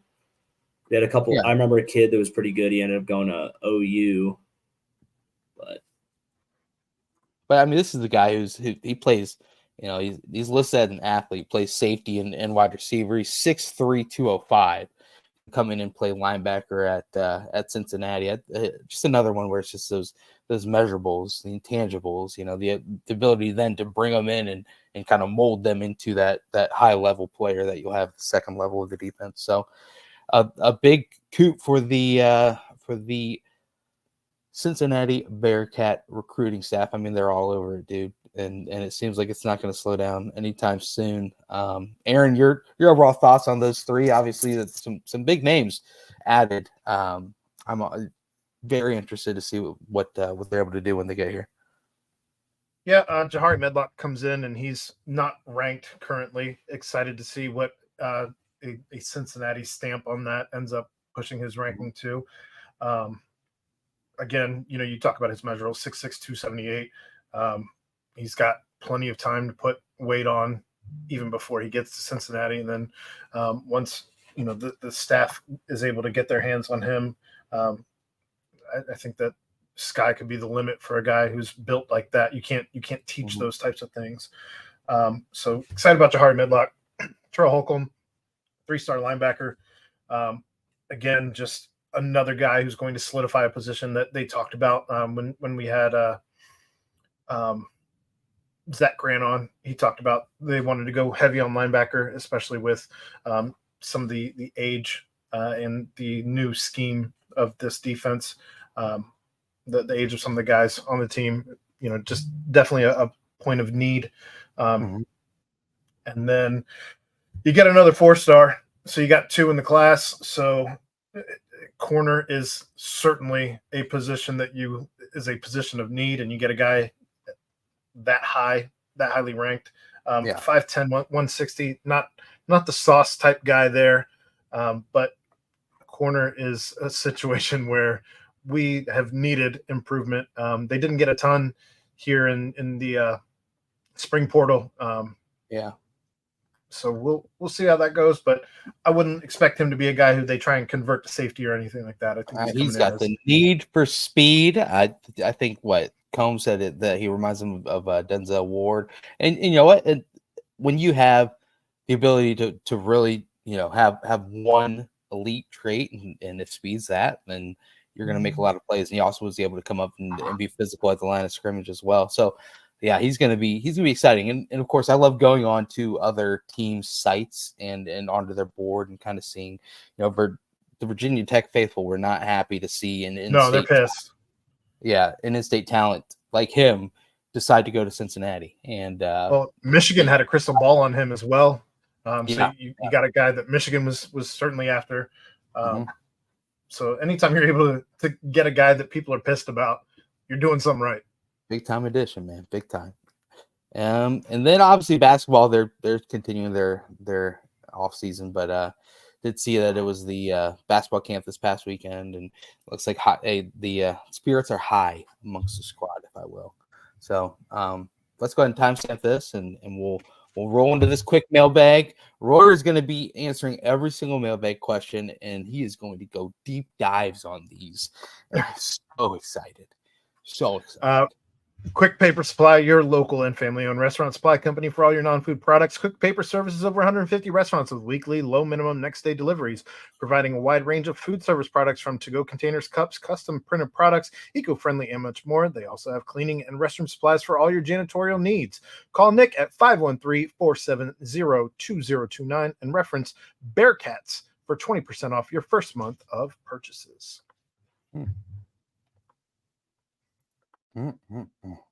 So we will hop into that mailbag. And give me 1 second. Good job, producer. Good job, producer. Aaron, you're all over it. Wearing many hats today. Royer, it was Aaron's birthday over the weekend. Yeah, 40. Ugh. Happy belated, Aaron. Yep, we made it. starting off in the football portion of the mailbag, if there was a new NCAA division created for the playoffs, what would be the requirements for the league? Set number of teams or flocculate? I don't know that I've ever seen that word. Minimum attendance requirement. How many conferences? Would you allow independents, just not allow them a top seed? What is this talking about? I don't A know. new NCAA division created for the playoffs. What Of would what? football? We're in the football portion of the mailbag. So Yes. new I NCAA don't division even know what this created for means. the playoffs. What would the requirements be for the league? Flocculate Maybe threw us all off. set number of Wait, teams. why would we need a new division? Yeah, because we got the playoffs right now. Is he saying that if they went to like the the Maybe Big we Two just don't conferences or understand. something? I don't know. UC Merck loves to ask hypothetical questions, and this might be the most hypothetical of the hypotheticals. I kind of like it. I dig it. If there was a new NCAA Marcus division, talking shit. what do you say? Sick question, bro. Just being an asshole. If there was a new NCAA division created for the playoffs, what would the requirements be for the That's league? funny. Set number of teams or flocculate? Minimum attendance. Why do you have to read it, dude? How many Why do you have to read? conferences? Would you allow independents or just allow them a top seed? Okay. Yeah. So he's like saying, if we had like, all right, if you don't make the playoffs, if you have a different playoffs for smaller schools, what is this like Dungeons and Dragons? You create your own story or your own path here. Let's just do that. Let's just take our own interpretation of the question and just create our own journey. This sounds like something you can probably do on the new video game coming out. Yeah. Yeah. So like I guess say the playoffs expanded to what 32 teams and it was a 64 team division. I guess let's just say that.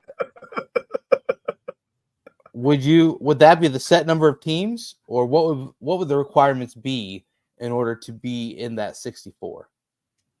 There we go. I like that. So like what you need 8 wins, and I think that it'd be tough to decide a minimum on something like that. I don't know that you could do that, especially when you have some of these conferences going to 20 teams, 24 teams, something like that. Yeah. You're not going to see the same amount of win totals as you may have seen once upon a time. Attendance doesn't matter because it's TV, all those, right? All that money. But I mean, obviously you want your product to look good on TV, so I would say that probably has something to do with it. You can't really have a big game day and all of a sudden, you're looking at the crowd, there's no one there. Like Houston? Yeah.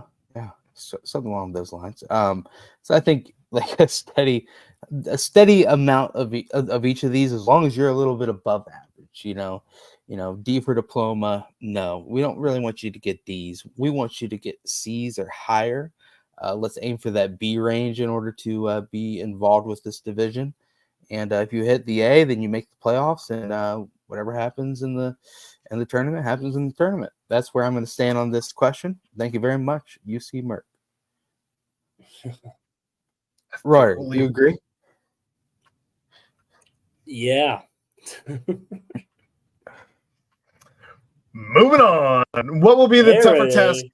What will be the tougher task for the team and coaching staff in the 2024 season? A, taking 46 new players and combining them with the returners to form a team both on and off the field.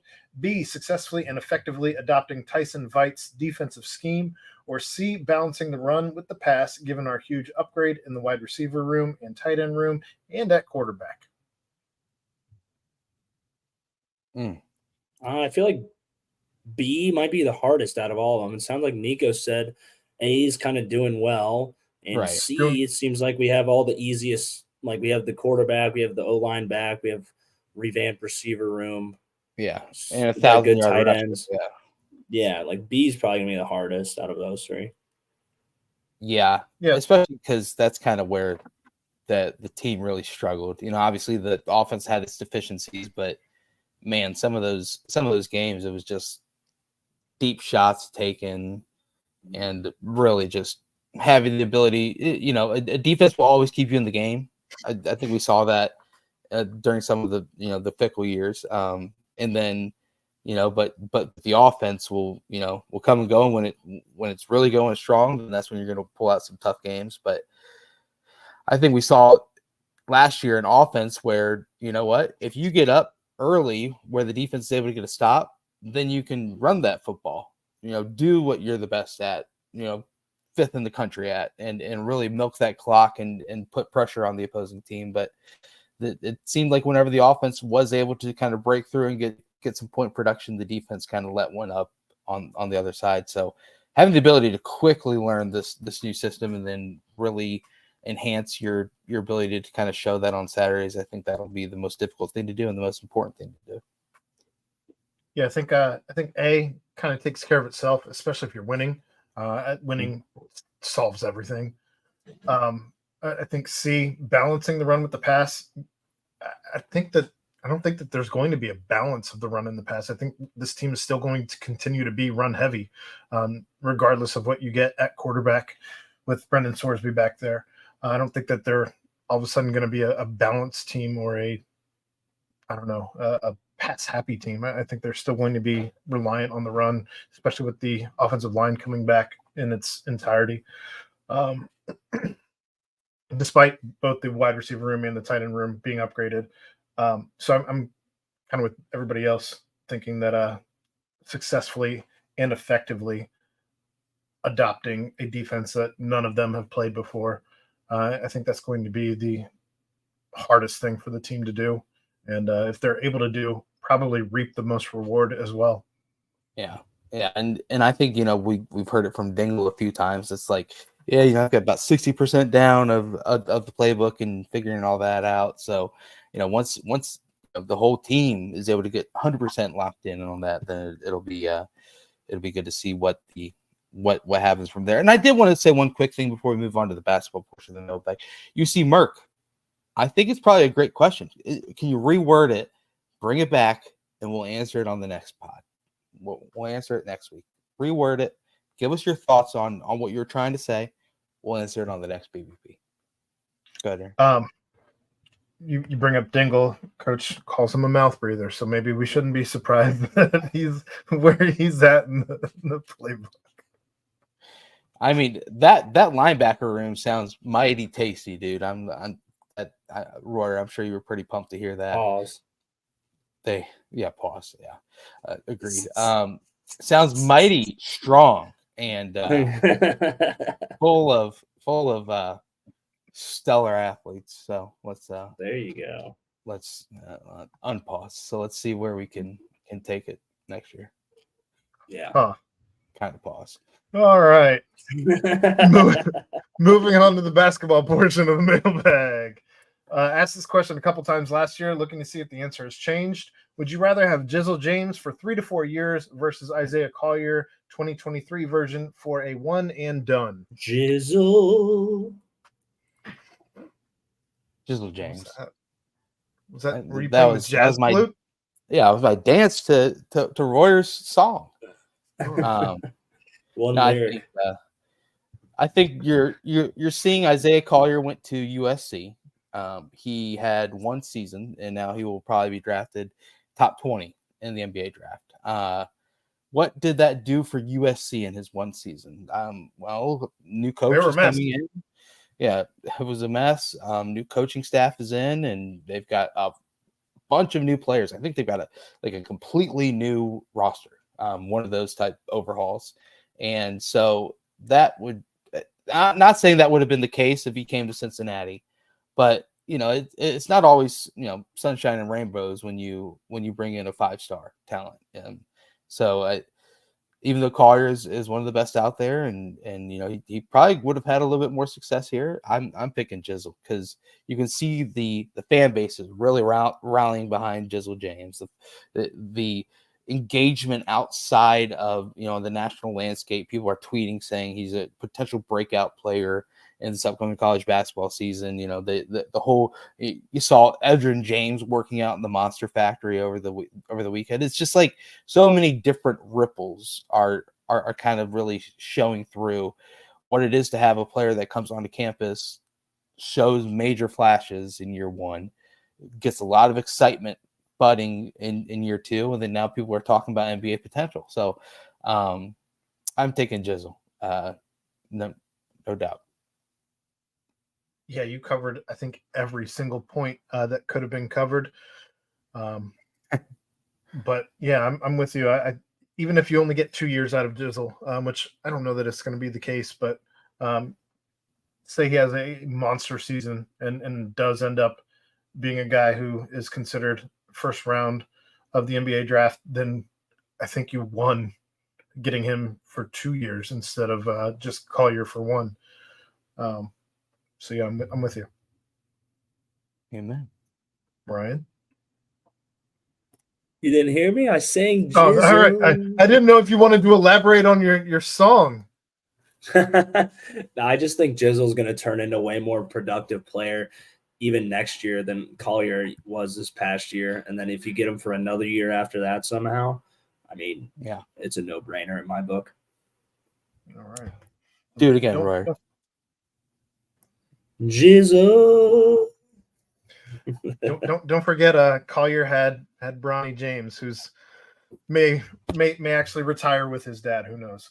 There's been a lot of coverage on most of the players, but very little on Rayvon Griffith, aside from working on his shooting. Does anyone at Bearcat Journal have a clue as to where he fits in the pecking order? Curious to see what you say. I have an answer that I think is the answer, Brent, but I'm curious what yours is. I mean, as far as updates from his workouts, I cannot say anything because I have not been to one. I agree. But outside of that, I mean, you can just tell that his athleticism is next level. You can just tell that he's putting in the work. I always go back to this last year when I was at the game at Kansas and he was out on the court, hour and a half before, just getting in, obviously he was redshirting, but he's just getting in his work, and you can just see this. It's a different level. He's fits that profile of a Big 12 type of athlete. Long, athletic, ability, obviously. So, as far as this pecking order, there's a lot of players that are kind of in that second part of their careers, whether it be Dan Skillings, whether it be CMOS, whether it be Josh Reed, who played a lot last year, who's kind of in that similar position that Rayvon is striving for. But I think, I mentioned on a previous BVP, but if Rayvon shows that he can truly defend at a high level, can truly do certain intangible things at a high level, then I think that he's going to have the ability to carve out a little bit of a role. Josh Reed carved out a role last year as a defender, and Wes talked highly about him defensively and accepting his role and maximizing his potential and whatnot. So if Rayvon does that and then continues to build his offense and build what he can do on that side of the court as well, then you're going to force the staff's hand and try and get out there for some minutes. Obviously, you don't have a red shirt this season. He already used that last season. You look at the guys in front of him right now, as you've kind of mentioned, but there's a lot of guys at both the 3 and the 4 that are expected to play a ton of minutes. Talking about Dan Skillings and Simas Lukosius and Dylan Mitchell and who else do we have at that spot then? Josh Reed. Yeah. But I mean, you can even throw in Tyler Betsy and Tyler. The Tylers, I would expect McKinley to be looking somewhere at that 4-5. Arnton Page potentially at that 4. So you're looking at a lot of guys at those 2 spots. Maybe even Hickman at the 3. Although I think that might be a stretch. I'm not sure. But a lot of guys, a lot of minutes there. And last season, I think he was given the opportunity to beat out Josh Reed.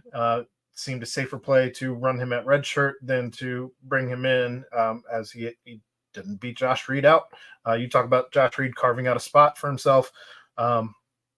That's obviously the case last season, and he's going to have to continue to progress and show that he can beat out any of those guys ahead of him for minutes.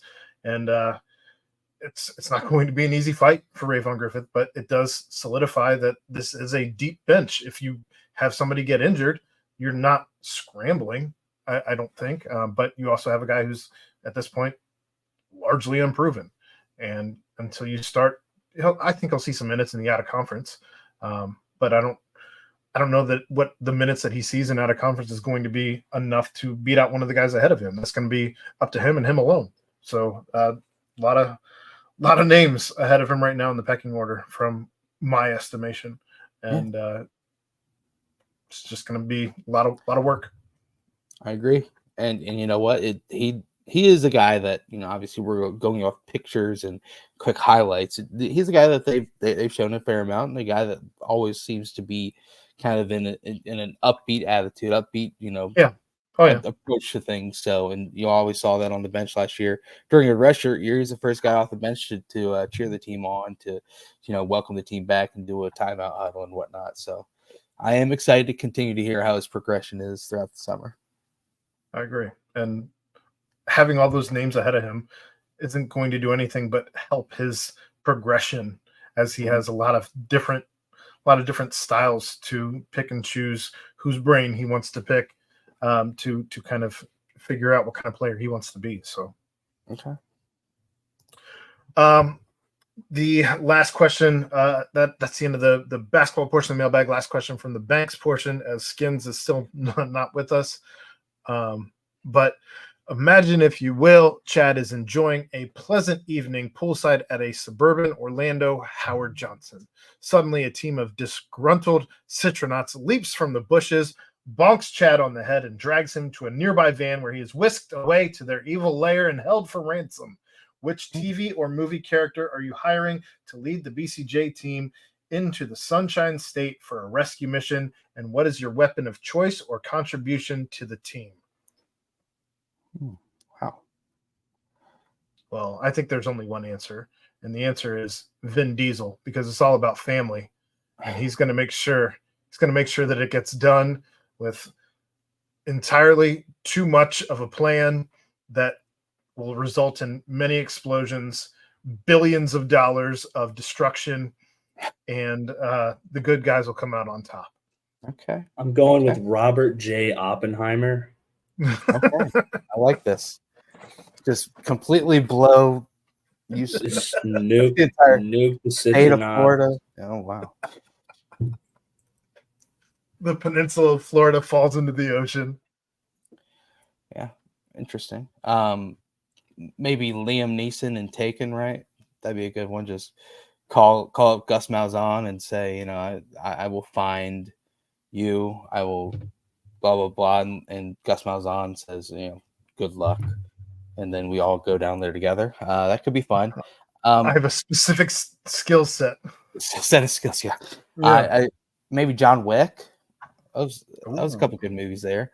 But Yeah. I think we probably want to go down with someone fun too. Who's like a good fun, like maybe like Chris Tucker, Rush Hour, Chris Tucker, and doesn't Vin Diesel come with like Tyrese and Ludacris and all the other? Yeah. Oh, you're going Vin Diesel Fast and Furious. I thought you were going Vin Diesel Triple X. Yeah. No, when I said family, how is that not a giveaway? It is a giveaway, but I'll take that Vin Diesel too. Maybe like I'm in for it. Maybe Austin Powers, that could be fun. Yeah, baby. Try to think that would be a blast. Now, weapon of choice. I'd say, a bottle of New Riff, a bottle of tequila, and some pizza, because Florida people, they love to have a good time, and I think that we could just have a good time and then slowly sneak out Chad. I think it would work out. I think weapons of choice could include a book, because I'm not sure how many of these citronauts have actually seen one of those. Oh wow. Yeah. That may be confusing. A turn signal, because I don't know if you've been in Florida, but I'm not sure they know what those even are. Okay. You know, those are two things that come off the top of the head. Yeah. Ryan, Maybe a weapon of choice. maybe Sauce Gardner. He's a big time weapon. Mike Warren, Desmond Ritter. Oh, Jerome Ford, where he completely like outgained them all by himself in that one game in 2021. So yeah, those are some good weapons. Royer, what's your weapon of choice? Plutonium grade nuclear warhead. Albert's gonna walk by you and say, "This is not a good idea, Ryan." You're gonna say, "Well, you need to get Chad back." He's gonna say it's gonna wipe out Chad in the process. No, I can't do it. Great movie though. Go watch it if you haven't. And anything else here? That's the mailbag. Get us out of here, Brent. Wow. If you would have told me no Chad Brendel on this show tonight, and we would still eclipse the 2 hour. We had an hour with Nico. I would have not had that on my bingo card for the night, guys. I would have not had that on the bingo card. But you know what? We did it. Survive, advance. We rocked, we rolled. Shouts, of course, to the guy, absolute legend, Nico Palizzetti, man. A former player of his that is now in the NFL was speaking very highly on Nico, which just tells you the kind of guy he is and the ability he has to connect with every single player, whether they're top of the line or they are the walk-on turned scholarship Ben Blevins. So it's going to be an exciting season as we continue to hear from Nico and continue to hear how the workouts are going. But shouts to him. Shouts to Quick Paper Supply for their timestamps and everything they do. Shouts to New Riff. And of course, as always, shouts to our guys, Danco Transmission and Auto Care. Danco, Joe, we love you, man. But for all the pals, the guys, the crew, the squad, Aaron Smith and Ryan Royer, I am Brent Young. Yet another fantastic BBP presented by BearcatJournal.com. See ya!